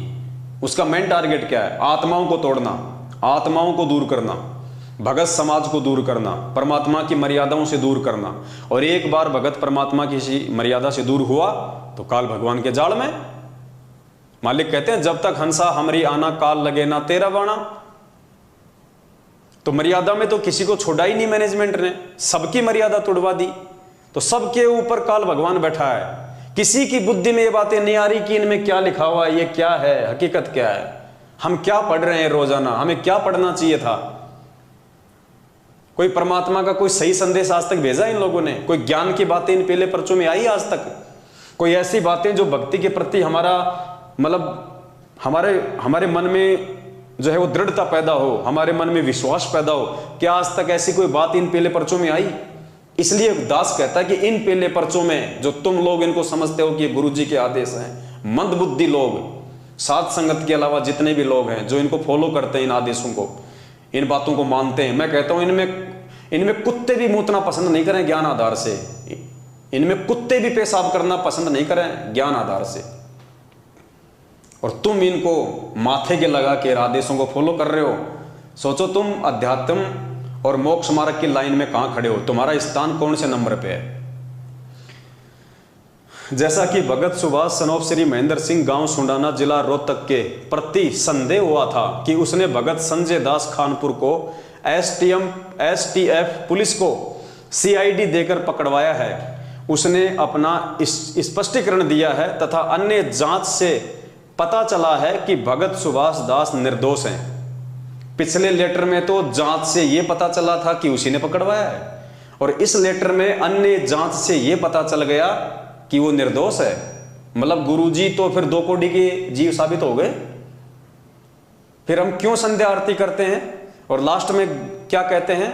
अंतर्यामी एक तुम आत्म के आधार, जो तुम छोड़ो हाथ तो मोए कौन उतारे पार। एक तरफ तो हम गुरुजी को अंतर्यामी कह रहे हैं और दूसरी तरफ यहां क्या, अंतर्यामी को यहां पे 2 कोड़ी का जीव साबित किया जा रहा है। 2 दिन पहले तो उन्होंने पक्का बता दिया कि सुभाष ने पकड़वाया है, जांच से पता चला है, उसी के साथियों ने बताया है। और आज क्या कह रहे हैं कि जांच से पता चला है कि सुभाष तो निर्दोष है। पुण्यात्माओं, शर्म करो, शर्म। गधे कुत्ता बनने के लिए भी जगह नहीं बचेगी, गधा कुत्ता बनने के लिए भी जगह नहीं बचेगी अगर यूं ही मूर्खता में चलते रहे तो। ये परमात्मा एक बार हाथ से निकल गए ना, फिर कुम्हार के नीचे आओगे, कुम्हार के, फिर क्या हाल होगा। आज मानव शरीर में सुखी नहीं है, कल को जानवर योनि में कहां से सुखी होगी। ये मजाक नहीं चल रहा, ये धरती पे बहुत बड़ा युद्ध चल रहा है, धर्म युद्ध, काल भगवान और इस पूर्ण परमात्मा सतगुरु रामपाल जी भगवान के बीच में। काल भगवान ने अपने एजेंट के रूप में इस मैनेजमेंट को धरती पे उतार रखा है और सतगुरु ने अपने सेवकों के रूप में सत्सेवकों को उतार रखा है। ये निर्णय कर लेना आप लोग वीडियो देखने वाले, रोगे, पछताओगे, धरती पे ठिकाना नहीं मिलेगा। उसकी नो एंट्री समाप्त की जाती है। भगत किसी भी आश्रम, नामदान केंद्रों व सत्संगों में जा सकता है। संदेह के कारण भगत सुभाष दास जी को जो कष्ट हुआ है तो दास क्षमा याचना करता है। ऐसा ही वो सुभाष दास होगा जो इस पर्चे को मान लेगा। अगर सुभाष दास ने इस पर्चे को मान लिया तो नालायक, तेरा गुरु तेरे से माफी मांग रहा है, तेरा गुरु तेरे से माफी मांग रहा, तेरे को तो जीने का भी हक नहीं दुनिया में। वो सुभाष दास सब इंस्पेक्टर अगर ये वीडियो देख रहा हो तो ध्यान से पढ़ ले इस लाइन को। तेरा गुरु तेरे से माफी मांग रहा हाथ जोड़ के। अगर तुझे लगता है कि ये पीला पर्चा तेरे गुरु जी का है तो तुझे तो धरती पे जीने का अधिकार भी नहीं है। लेकिन किसकी बुद्धि में आएंगी ये बातें? दास का उद्देश्य आपको पटरी पर रखना है, पाप से बचाना, सतलोक पहुंचाना। अब इस लेटर में क्या लिखा जा रहा है गुरु जी की तरफ से कि दास का मकसद आपको पटरी पे रखना है, दास का मकसद आपको भक्ति करवाना है। और अगर इस पीले पर्चे के आने से पहले और पीले जो पिछला जो पीला पर्चा था उस आधार से अगर वो डिप्रेशन में आ जाता और वो आत्महत्या कर लेता कि मेरा तो जीवन का कोई मकसद ही नहीं रहा, मैं तो सब कुछ छोड़ छाड़ के परमात्मा की भक्ति पे लगा हुआ था, परमात्मा ने मुझे रिजेक्ट कर दिया, मेरी नो एंट्री कर दी। अगर वो सुभाष दास 2 दिन पहले डिप्रेशन में आ जाता और आत्महत्या कर लेता, सुसाइड कर लेता, तो क्या खाक उसको पटरी पे रखना है? इस लेटर में लिखा जा रहा है कि दास का उद्देश्य आपको पटरी पर रखना है, पाप से बचाना है। अगर 2 दिन पहले वो मर जाता डिप्रेशन में आके पिछले पीले पर्चे के माध्यम से, तो क्या खाक ये लाइन यहां पे लिखी गई है? पुण्यात्मा, ये है मूर्खता।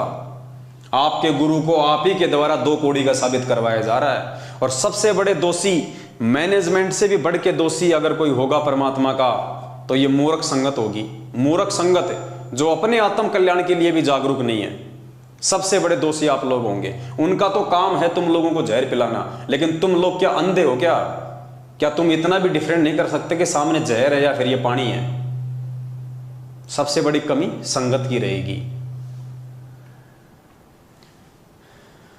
और जैसे पीला पर्चा आया उसके बाद में एक भगत भाई ने, जो महेंद्र भगोड़े का सुपुत्र अमित गालीबाज, अमित महेंद्र का लड़का, गुरुजी का भतीजा, उससे बात की कि भगत जी बड़ी दुख की बात है कि अपने ही भगत लोग ये गद्दारी कर रहे हैं, अपने ही भगत गद्दारी कर रहे हैं। बताओ, संजय खानपुर को अपने ही भगतों ने सीआईडी करके पकड़वा दिया। वो बेचारा सही कह रहा था क्योंकि मैनेजमेंट ने पीला पर्चा निकाला था कि सुभाष ने गद्दारी करी है, उसने पुलिस को इंफॉर्मेशन दे के पकड़वाया है। तो उसी आधार से भगत ने महेंद्र के लड़के अमित को फोन कर दिया कि भगत जी ये तो बड़ी दुख की बात है, देखो कैसे अपने ही भगत भाई जो है वो गद्दारी कर रहे हैं। तो महेंद्र के सुपुत्र का क्या जवाब है पता है? तने के लेना देना, तेरे पिछवाड़े पे लात मारूंगा, तेरे पिछवाड़े पे। पिछवाड़ा ये होता है इधर, ये तेरे पिछवाड़े पे लात मारूंगा। ये किसके वचन है? अरे वो तो बेचारा पूछ रहा है, उसका अधिकार है, क्योंकि तुमने पूछने के लिए ऑप्शन दिया है, पीला पर्चा निकाला है, तो पूछेगा नहीं क्या? और पूछ रहा है तो कह रहा है तेरे पिछवाड़े पे लात मारूंगा। सुनिए उसकी ऑडियो, महेंद्र के सुपुत्र की। हेलो दादी, हेलो दादी,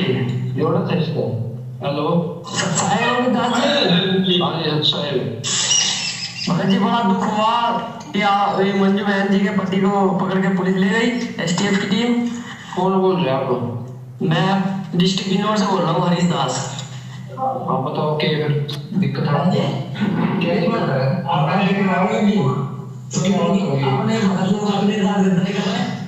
कोई होता नहीं है, मुझे सेवा है, ठीक है। अरे आप गुरुजी की सेवा है, गुरुजी कहीं रखे हैं। अरे गुरुजी ने यही सिखाया कि आगे कानून का दुरुपयोग करो। आप भी तो जो है बेदरो केस में अंदर गए थे और आप सारे डॉक्यूमेंट गायब करवा दिए हमने, आप भाग गए। तेरे पे छोटा गला मारूंगा, समझा? बड़े ये आवाज जो है, डॉक्यूमेंट गायब करवा दिया हमने, आप भाग। क्या कह रहा है? तेरे पिछवाड़े पे लात मारूंगा, ध्यान से सुनना। तेरे पे छोड़ा गलत मारूंगा, समझा? ये आवाज है। हाँ ये आवाज ना, ये सीख। तो ये वचन है सारनामी अमित के, जो महेंद्र भगोड़े का सुपुत्र है, गुरुजी का भतीजा है, ये उसके वचन है। फिर गुरुजी की लड़की से बात करी, मंजू से, तो मंजू ने फोन नहीं उठाया। मंजू की जो बड़ी बहन है अंजू, उसने फोन उठाया। वो कह रही है कि ये तो गुरुजी की सेवा है, इसमें दिक्कत क्या है आपको? अगर अंदर चला गया तो गुरुजी की सेवा है। तो बताओ पुण्यात्माओं, अगर इस गुरुजी के परिवार वालों को इस बात का पता है कि जेल में गुरुजी की सेवा चल रही है और जो भी व्यक्ति जेल में जाएगा वो गुरुजी की सेवा में जाएगा, तो नालायकों पिछले 7.5 साल से क्यों भगोड़ा बन के घुमा रहे थे उसको? क्या 7.5 साल से उसके मन में गुरुजी की सेवा करने की इच्छा नहीं हुई? अरे फिर क्यों बेचारे सुभाष दास को तुमने दोष दिया? क्यों उस सुभाष दास के ऊपर इल्जाम लगाया कि उसने पकड़वा दिया? उसने तो बहुत अच्छा काम किया, जो संजय खानपुर वाले को, मंजू के पति को गुरुजी की सेवा में भेज दिया। जिस सेवा से वो 7 साल से छुपता हुआ फिर रहा था, उसने तो बहुत नेक काम किया, जो संजय खानपुर वाले को गुरुजी की सेवा में जेल भेज दिया। तुमने तो उसका धन्यवाद करना चाहिए, और तुम उसके नाम का पीला पर्चा निकाल रहे हो कि उसने गद्दारी करी है। देख लो पुण्यात्मा, ये दोगली बातें इन लोगों की। एक तरफ तो कह रहे हैं कि वो तो गुरुजी की सेवा में है, सुन लीजिए, उसकी भी ऑडियो सुन लीजिए। हेलो हेलो, हेलो मंजू बहन जी, सब्सक्राइब। अंजू बहन जी है सब्सक्राइब। हाँ जी, सब्सक्राइब बहन जी, सब्सक्राइब। सब्सक्राइब बोलो भगत जी। भगत जी, बहन जी ये एक पीला पर्चा आया था, उसमें देखा था ये है कि आपने भगत जी लोग भक्तों के साथ गद्दारी कर रहे हैं। हेलो, हाँ जी सब्सक्राइब। कौन सा पीला पर्चा आया है? अरे ये कोऑर्डिनेटर जो भेजते हैं, हाँ फिर तो उसमें ये संजय खानपुर वाले कि अपने भगत ने किसी ने पकड़वाया है। हाँ पुलिस में जो है, हाँ हाँ भगत जी, हाँ। तो अपने भगत लोग गद्दारी कर रहे हैं ना। हेलो हेलो, आपको क्या करना था? आपको फिर उससे आप नहीं अपना काम है, भक्ति करो, सेवा करो। नहीं, बड़ा दुख हो रहा है ना सुन के। बहन जी इस वजह से फोन किया था मैंने, बहुत दुख हुआ, मतलब सुन गया था। हाँ कोई नहीं भगत जी, वो तो गुरुजी की अपने सेवा पे गए है ना। अच्छा गया था। हाँ कोई ध्यान से सुनना पुण्यात्माओं, गुरुजी की बड़ी लड़की अंजू, मंजू की बहन क्या कह रही है कि मेरे जीजाजी तो सेवा में गए हैं। क्या हुआ? तो वो तो गुरुजी की सेवा में गए हैं। ध्यान से सुनना। नहीं भगत जी, वो तो गुरुजी की अपने सेवा पे गए है ना। अच्छा बहन जी, ये बताइयो ये गुरुजी की बड़ी लड़की के स्टेटमेंट हैं कि वो तो गुरुजी की सेवा में गया है। अब बताओ, 7 साल से उसको गुरुजी की याद नहीं आई, 7 साल से उसको गुरुजी की सेवा करने की याद नहीं आई। अब वो गुरुजी की सेवा में गया है, जब उसको पुलिस ने पकड़ के लिया तब वो कह रहे हैं गुरुजी की सेवा में गया है। तो पुण्यात्माओं, ये ड्रामा इनका, ये ढोंग है इन लोगों का, पाखंड है इन लोगों का। पीले पर्चे निकाल देते हैं, भगत समाज सवाल करता है तो फिर कहते हैं तेरे पिछवाड़े पे लात मारूंगा। तो पुण्यात्माओं, ये आप लोगों को मूर्ख बनाया जा रहा है, और मूर्ख वही बनेगा जो मंद बुद्धि होगा, जिसकी छोटी सोच होगी। अब ये विचार आप भगत समाज ने करना है। दास का काम है आपके सामने हकीकत लाके रखना। इन बातों में यदि कोई झूठ हो तो बता दीजिए। इन्हीं की ऑडियो, इन्हीं के वीडियो, इन्हीं के लेटर। दास तो केवल निष्कर्ष निकाल के बता रहा कि क्या सही और क्या गलत है। अब आप लोगों ने अपना रास्ता खुद तय करना है। पुण्यात्माओं, ये परीक्षा चल रही है 2014 बरवाला कांड के बाद से, और जो इतनी भी कॉमन सेंस नहीं रखेगा, परमात्मा की भक्ति करने के लायक नहीं है वो प्राणी। तो दोनों ऑडियो आपने सुनी, पीला पर्चा आपने देख लिया। क्या बताएं पुण्यात्माओं,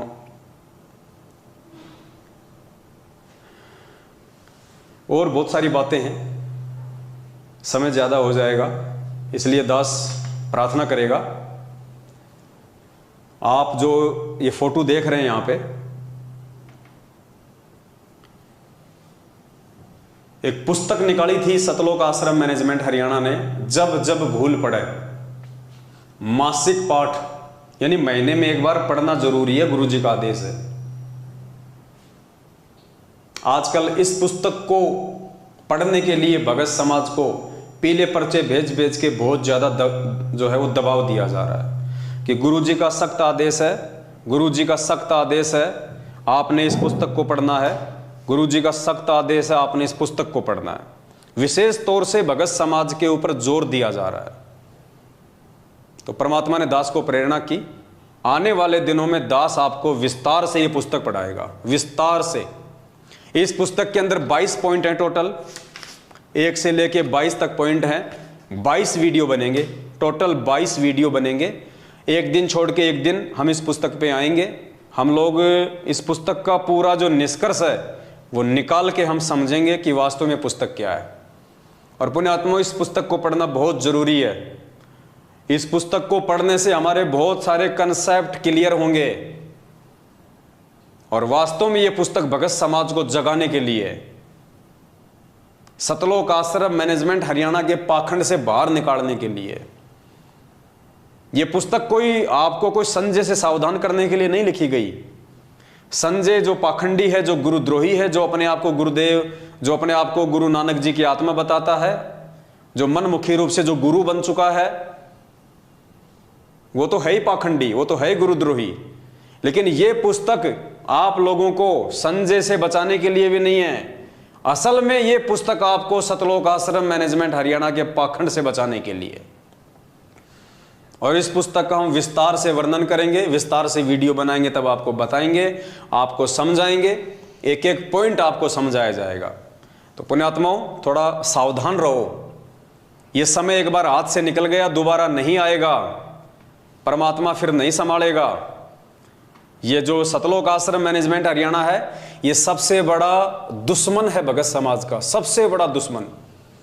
सतगुरु रामपाल जी भगवान का कलयुगी परिवार, उनके बेटा बेटी, भाई बंधु, रिश्तेदार, जवाई, आपके नामदान संचालक, आपके कोऑर्डिनेटर, ये सब के सब लोग काल भगवान की नौकरी कर रहे हैं। अपने धार्मिक धंधे को आगे बढ़ाने के लिए, अपने स्वार्थों को आगे रख के ये लोग चल रहे हैं। आप लोग इनको फ्री के मजदूर मिले हुए हैं ये पुस्तकें बांटने के लिए। ये टीवी चैनलों पे इन्होंने जो सत्संग चला रखे हैं ना, ये कोई दुनिया को ज्ञान समझाने के लिए नहीं है। अगर इनको खुद को ज्ञान होता तो बरवाला कांड ही नहीं होता। अगर इनको खुद को ज्ञान होता तो पुण्यात्माओं, ये घटिया राजनीति गुरुदेव के जेल जाने के बाद नहीं करते। ये गुंडों की सीबीआई जांच का समर्थन भक्तों से नहीं करवाते। ये भक्तों का रक्तदान और खून वगैरह दान करवा के मोटे पैसों पे प्राइवेट हॉस्पिटलों को नहीं बेचते। ये अपने धार्मिक धंधे को इतना महत्व नहीं देते। इस भक्ति मार्ग में सबसे बड़ा रोड़ा यदि कोई है तो सतलोक आश्रम मैनेजमेंट हरियाणा है।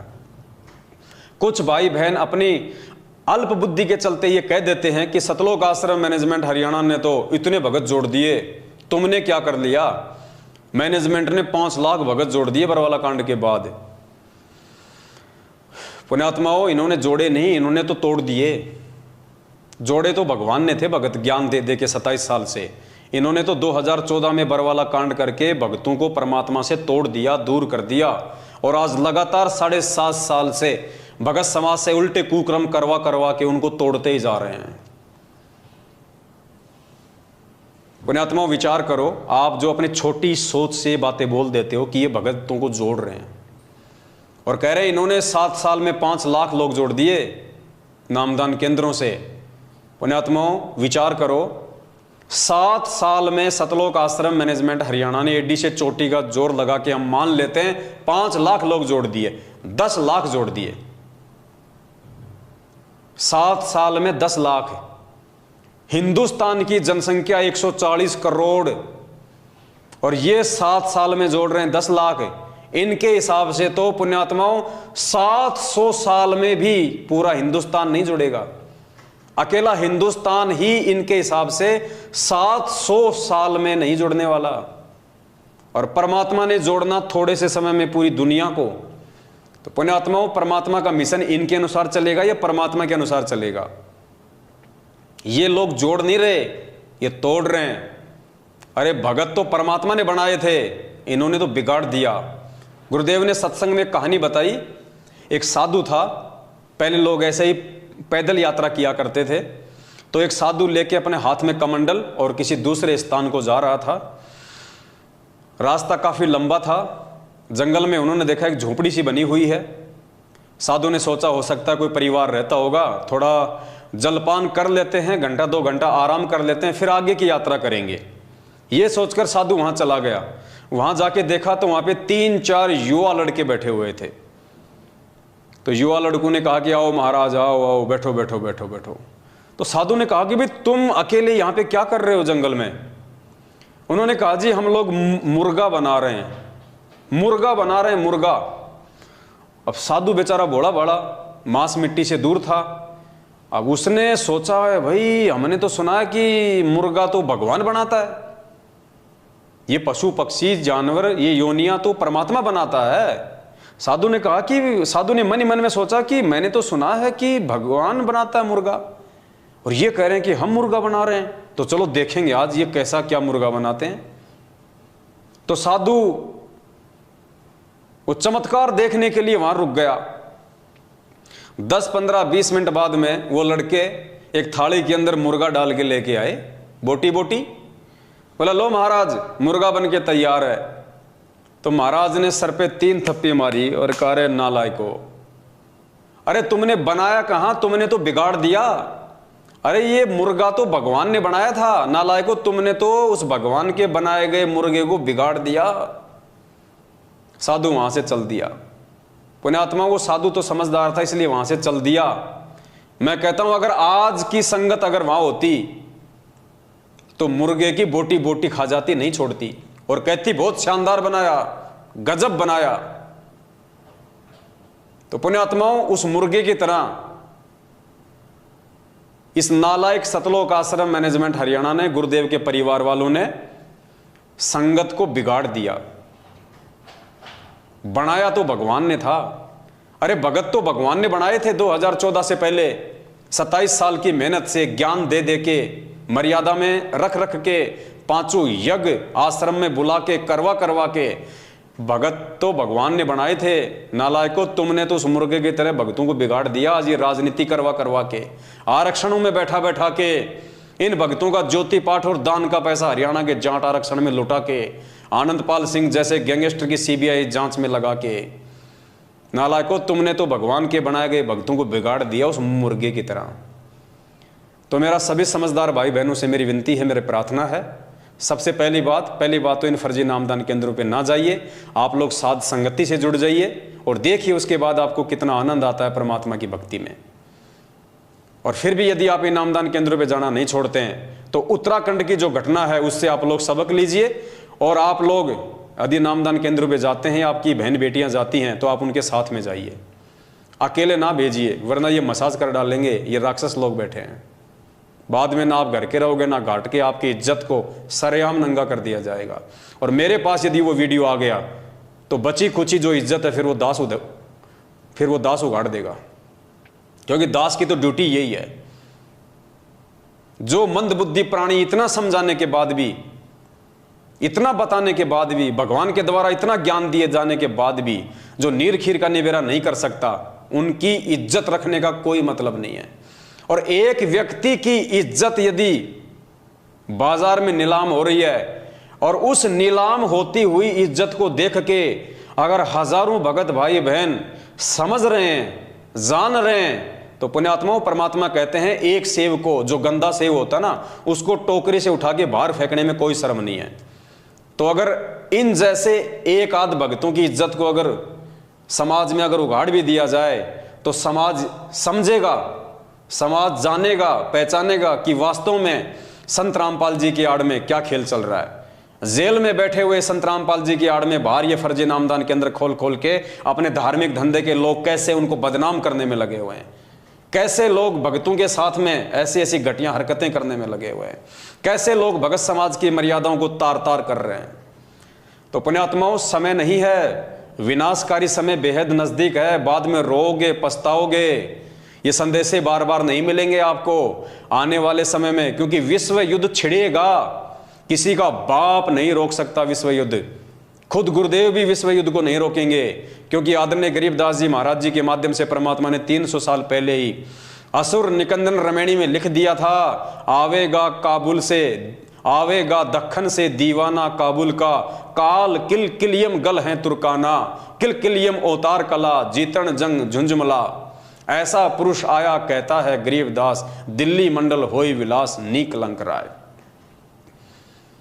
परमात्मा ने तीसरे विश्व युद्ध की भविष्यवाणी की हुई है। असुर निकंदन रमैणी का सरलार्थ पढ़ लेना इन चौपाइयों का, कि आवेगा दक्खन से दीवाना काबुल का, पढ़ लेना अच्छे से कान खोल के।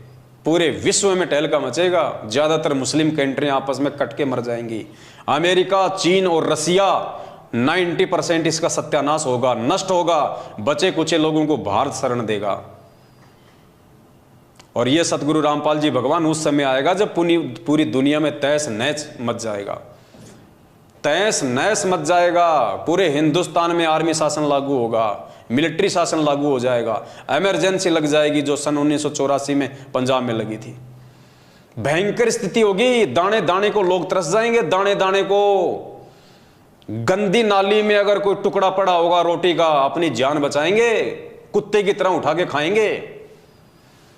परमात्मा ने 1720 में जब गरीबदास जी महाराज जी आए थे, उस समय वहां पे दुर्भिक्ष पड़ा था, अकाल। और गरीबदास जी महाराज जी ने अपनी वाणी में कहा कि उस समय दिल्ली के राजाओं के क्या हाल हो गए थे। 1720 की बात है, ज्यादा लंबा इतिहास नहीं है। परमात्मा कहते हैं, शहजादे मांगत फिरें वो दिल्ली के उमराव। वो शहजादे, राजाओं के लड़के जिनको शहजादा कहा जाता है, दिल्ली के बादशाहों की औलाद, कहते हैं शहजादे मांगत फिरे वो दिल्ली के उमराव। एक एक रोटी मांगते फिरते थे वो राजाओं के लड़के, राजकुमार, शहजादे। तो गरीबदास जी ने अपनी वाणी में लिखा है, शहजादे मांगत फिरे दिल्ली के उमराव, और जिन रोटी पाई नहीं जो खाते थे नान पुलाव। जो कभी नान पुलाव खाते थे ना, जो पनीर की सब्जियां खाते थे, परमात्मा कहते हैं उस 1720 के अकाल में अनाज की इतनी शॉर्टेज आ गई, वो दिल्ली के बादशाह भी रोटी का टुकड़ा टुकड़ा मांगते थे। और उसके बाद में सन 1877 में भारत देश में जो अकाल पड़ा, अंग्रेजों ने सारा का सारा अनाज अपने देश में ले लिया, भारत में भयंकर अकाल पड़ा। 1877 में जो कंकाल देखते हैं ना हॉस्पिटल में, डॉक्टर लोग रखते हैं नमूने के तौर पे कंकाल, वो स्थिति हो गई थी हमारे देश की। 34-35 करोड़ की जनसंख्या थी टोटल 1877 में, जिसमें से 5 करोड़ लोग भूखमरी के शिकार हुए थे, अकाल मौत मरे थे 5 करोड़ लोग, पेड़ की छाल तक खा गए थे उखाड़ के। और एक परिवार का मुखिया पूरी रात अपने परिवार का पहरा दिया करता था कि कहीं मेरे परिवार वाले मेंबर को उठा के कोई खा ना जाए। आदमी को आदमी खा रहा था, रातों को जाग के पहरा दिया करते थे लोग, कहीं मेरे बाल बच्चों को उठा के कोई खा ना जाए उनको कच्चा। पुण्यात्मा, वो समय आएगा तभी ये दुनिया संत रामपाल जी को परमात्मा मानेगी, वरना ऐसे जेल में बैठे हुए और देशद्रोह का मुकदमा लगे हुए संत रामपाल जी को कोई परमात्मा नहीं मानेगा। ये परमात्मा दुनिया को बंदर दिखाएगा। लेकिन सबसे विचारणीय विषय ये होगा कि उस समय उन मंदबुद्धि और बेबुद्धि भक्तों का क्या होगा जो आज साध संगति से ना जुड़ के अपनी मर्यादा तोड़ के परमात्मा से दूर होते जा रहे हैं। आप लोगों का क्या होगा उस समय। पुण्यात्माओं, ये बातें तुम्हें मजाक लग रही होंगी, ये मजाक नहीं है। 27 साल से भगवान चिल्ला चिल्ला के जेल में जाके बैठ गया, किसी ने नहीं सुनी। दुनिया के तो छोड़ो, आज खुद 90% उनके भगत उनकी बातों को भी यकीन नहीं कर रहे। आज उनके भगत उनको परमात्मा नहीं मान रहे, उनकी शिक्षाओं पे नहीं चल रहे। 27 साल से भगवान ने जो निर्मल ज्ञान दिया उसके विपरीत चल के अपने गुरु जी की धज्जियां उड़ा रहे हैं, उनके आदेशों की धज्जियां उड़ा रहे हैं। पिछले 7.5 साल से हम सत्सेवक भाई बहन चिल्ला चिल्ला के समझा रहे हैं कि मान जाओ मान जाओ। इस धरती पे यदि काल उतरा हुआ है तो सतलोक आश्रम मैनेजमेंट हरियाणा के रूप में उतरा हुआ है। और काल को दुनिया की चिंता नहीं है, काल को सबसे ज्यादा चिंता आप भक्तों की है कि कैसे इन भक्तों को जाल में फंसाया जाए। क्योंकि काल की हद से केवल हम भगत बाहर निकल रहे हैं। यदि काल के हद से बाहर निकलने का कोई प्रयास कर रहा है 21 ब्रह्मांड से, तो हम भगत कर रहे हैं, तो वो सबसे पहले हम भक्तों को काबू में करेगा। और उसका काबू करने का एक ही तरीका है, मर्यादा तोड़वाना। क्योंकि गुरु जी का वचन है, गरीबदास जी महाराज जी ने अपनी वाणी में लिखा है कि मुझे परमात्मा ने दुखी होते हुए कहा था कि गरीबदास, मैं समर्थ हूं, मैं परमात्मा हूं, अनंत कोटि ब्रह्मांड का स्वामी हूं, लेकिन भाई मैं क्या करूं, मेरी आंखों के सामने मेरे बच्चे मरते, मुझे बड़ा दुख होता है, मैं क्या करूं। तो गरीबदास जी महाराज जी ने परमात्मा की उस वाणी को अपने शब्दों में लिखा। परमात्मा कह रहे हैं कि अनंत कोटि बाजी जहां और हम रचे सकल ब्रह्मांड, और गरीबदास मैं क्या करूं, यो काल करे जीव खंड। कि गरीबदास उस समय मैं भी मजबूर हो जाता हूं, मैं समर्थ परमात्मा भी असमर्थ हो जाता हूं जब ये काल मेरी आत्माओं को मर्यादा तोड़वा कर मुझसे दूर कर देता है। और मेरा और इस काल का एक एग्रीमेंट हो रखा है कि जब तक हंसा हमरी आना, काल लगे ना तेरा बाणा। जब तक मेरा भगत मेरी मर्यादा में रहेगा, काल तेरा कोई बेटक, तेरा कोई भी दाव उस पर नहीं लग सकता।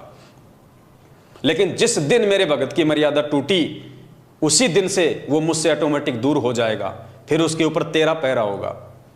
तो पुण्यात्माओं, आज वो काल भगवान जिसने खुद परमात्मा को वचन दिया था कि परमात्मा तीनों युगों में जीव थोड़े ले जाना, और जब वो कलयुग आवे तो जितने मर्जी जीव ले जाना। तो पुण्यात्माओं, आज ये कलयुग है, बिचली पीढ़ी, काल ने खुद वचन दे रखा भगवान को, तो काल चादर ओढ़ के नहीं सो रहा।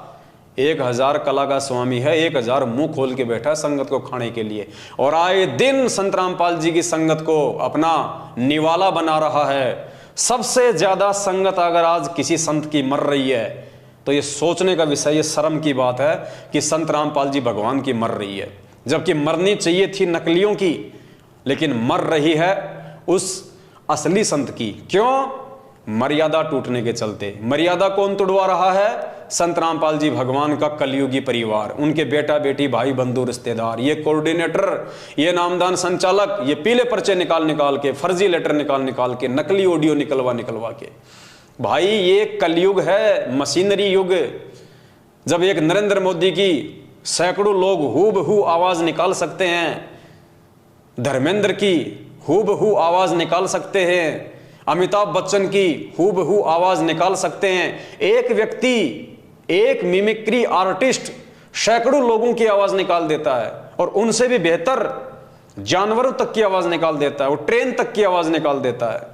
पुण्यात्माओं, ये काल भगवान का भयंकर जाल है, ये बच्चा नहीं है। बच्चे आप और हम हैं जो समझ नहीं पा रहे, और साध संगति से ना जुड़ के सतलोक आश्रम मैनेजमेंट हरियाणा की अंधे होके गुलामी करने के चलते आए दिन मर्यादा तोड़ के परमात्मा से दिन ब दिन दूर होते जा रहे हैं।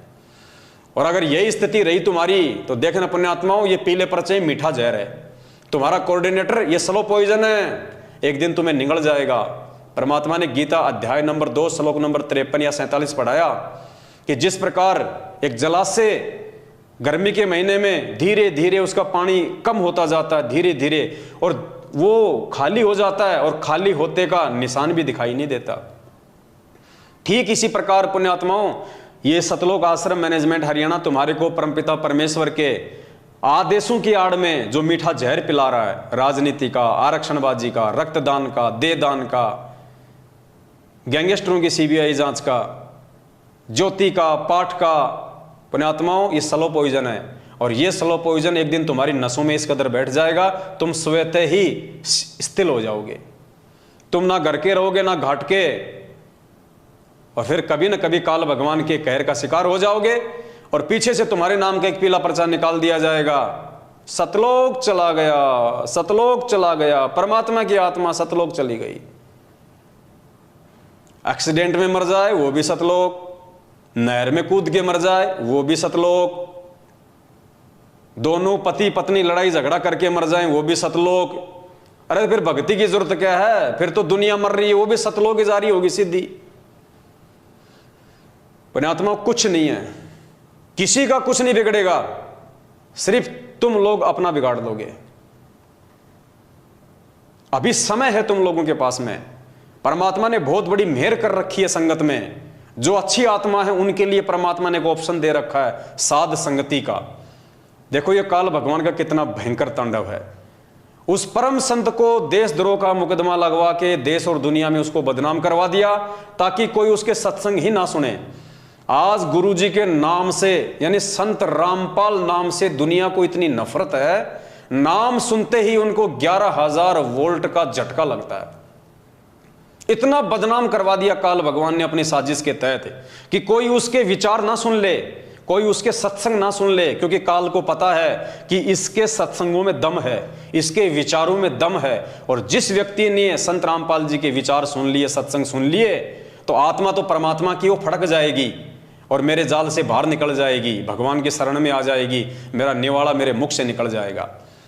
तो पुण्यात्माओं, इंटरनेशनल स्तर पे यानी सामाजिक स्तर पे तो उसने परमात्मा को बदनाम करवा के और साइड में कर दिया, देशद्रोह का मुकदमा लगवा के।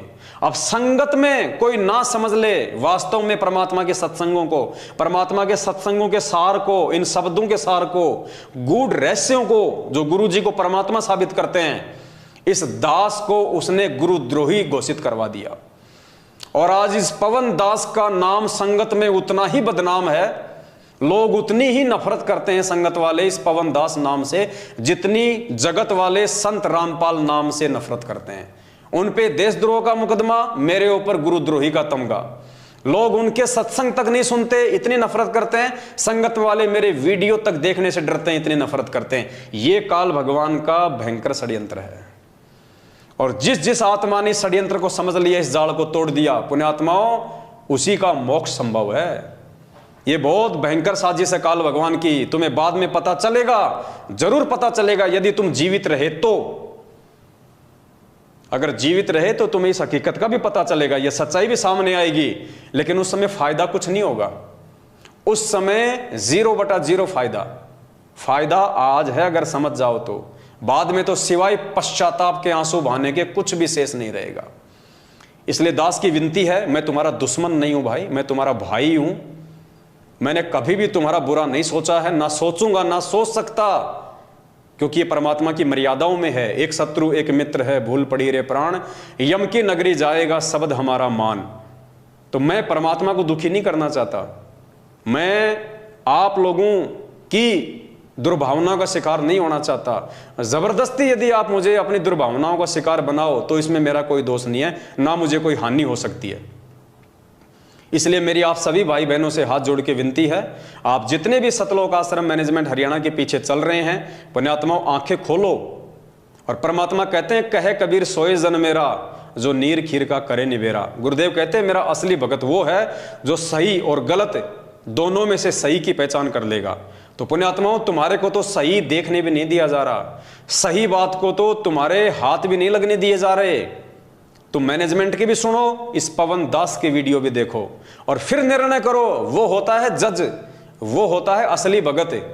जब तुम्हारे सामने दूसरे पक्ष को रखने नहीं दिया जा रहा, तुम्हारे सामने दूसरे पक्ष को लाने नहीं दिया जा रहा, उससे पहले तुम्हें डरा दिया जाता है कि तुम्हारा नाम खंड हो जाएगा, तुम्हारा नाम खंड हो जाएगा, तो एक पक्ष को देख के तुम निर्णय क्या करोगे? अरे कोर्ट में जो जज बैठता है, जब तक उसके सामने दोनों पक्षों को नहीं रखा जाएगा, दोनों पक्ष के वकील अपनी अपनी दलीलें पेश नहीं करेंगे, तब तक वो जज क्या निर्णय करेगा कि क्या सही और क्या गलत है। तो पुण्यात्माओं, तुम्हारे सामने तो केवल एक पक्ष ही जो है वो खड़ा किया जा रहा है। पीले पर्चे, गुरु जी का आदेश, डर भय कि दूसरे पक्ष को देख लिया, सात संगत के वीडियो देख लिए, पवन दास के वीडियो देख लिए, तो नाम खंड हो जाएगा, परमात्मा से दूर हो जाओगे। तुम्हें तो दूसरा पक्ष देखने से पहले ही डराया जा रहा है, तो तुम जज की भूमिका कहां से निभाओगे? परमात्मा के वचन क्या कह रहे हैं, तुम्हारे से क्या करवाया जा रहा है? और खुद ये परमात्मा अगर दुनिया भर के नकली संतों के ऑडियो वीडियो सत्संग हमें ना दिखाता, ये दुनिया भर के शास्त्र हमारे को ना दिखाता, तो हम भी तो पहले किसी न किसी गुरु की शरण में थे। हम कैसे वहां से छूट के आते अगर हमें दूसरा पक्ष ना दिखाया जाता सतगुरुदेव के द्वारा? तो पुण्यात्माओं, जब तक तुम ये पवन दास वाला पक्ष, ये सात संगति वाले वीडियो नहीं देखोगे, तुम जिंदगी में भगत नहीं बन सकते, तुम जिंदगी में सत्य और असत्य का निबेरा नहीं कर सकते। पुण्यात्माओं, ये महाभारत के बाद आपने जो भविष्यवाणी पढ़ी है ना कि महाभारत के बाद एक और महाभारत होगा, ये है वो असली महाभारत। सतगुरु रामपाल जी भगवान की संगत में, ये है वो असली महाभारत, सतसेवक वर्सेस मैनेजमेंट। और इस महाभारत में जिस जिस व्यक्ति ने भीष्म, कर्ण और द्रोणाचार्य की भूमिका निभाई, उसका बक्कल उतरेगा, बक्कल आए दिन उतर रहा है। और जिसने इसमें धर्म युद्ध में विदुर की भूमिका निभाई, परमात्मा उसकी रक्षा करेगा। तो ये निर्णय आप लोगों के ऊपर है। मैं तो 7 साल से भोंक ही रहा हूँ, आगे भी भोंकता रहूंगा जब तक परमात्मा का आदेश होगा। और आप सभी भाई बहनों से हाथ जोड़ के पुनः निवेदन करता हूँ, पुण्यात्माओं, छोटा भाई समझ के, अरे चलो ये सोच लो मेरे वीडियो देखने से तुम्हारा नाम खंड होता है, अरे तो नाम तो तुम फिर भी शुद्ध करवा लेना। वैसे भी तो महीने में एक बार तो तुम शुद्ध करवाते ही हो। ये तो है नहीं कि तुम मर्यादा में हो, मर्यादा तो सबकी टूटी हुई है। फिर भी तुम्हें लगता है कि तुम युधिष्ठिर हो, तुम धर्मपुत्र हो, तुमसे कोई मर्यादा नहीं टूटती है, तुम बिल्कुल अखंड हो। तो भाई दास की विनती है, एक बार तो नाम खंड कर लो, देख लो इस दास के वीडियो, उसके बाद में नाम शुद्ध करवा लेना। व्यवस्था तो है ही नाम शुद्ध करवाने की, ऐसा तो है नहीं कि व्यवस्था नहीं है। जगह जगह इन्होंने गली गली में नाम शुद्ध करने की भी व्यवस्था कर रखी है। आराम से जाना, और तुम्हें लगे कि पवन दास के वीडियो में कोई दम नहीं है, कोई सच्चाई नहीं है, हमारे मतलब की कोई चीज नहीं है, तो जाके अपना नाम शुद्ध करवा लेना। और वैसे भी नाम शुद्ध करवाने की जरूरत नहीं है।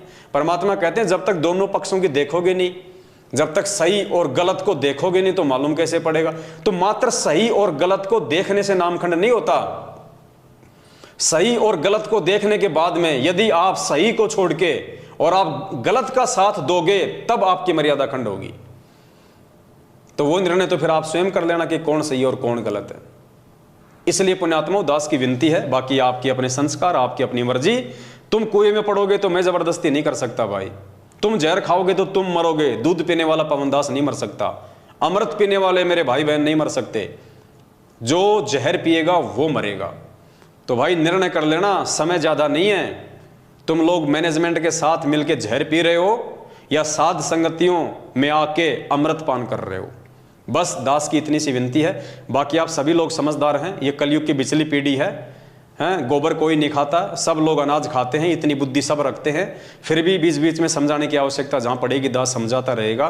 बस आज के लिए इतना, फिर परमात्मा दया करेंगे, फिर आप सभी भाई बहनों के सामने एक नई जानकारी, एक नया वीडियो लेके आएंगे। तब तक के लिए दास को दीजिए आज्ञा। बंदी छोड़ सतगुरु रामपाल जी भगवान की जय हो। सत साहिब।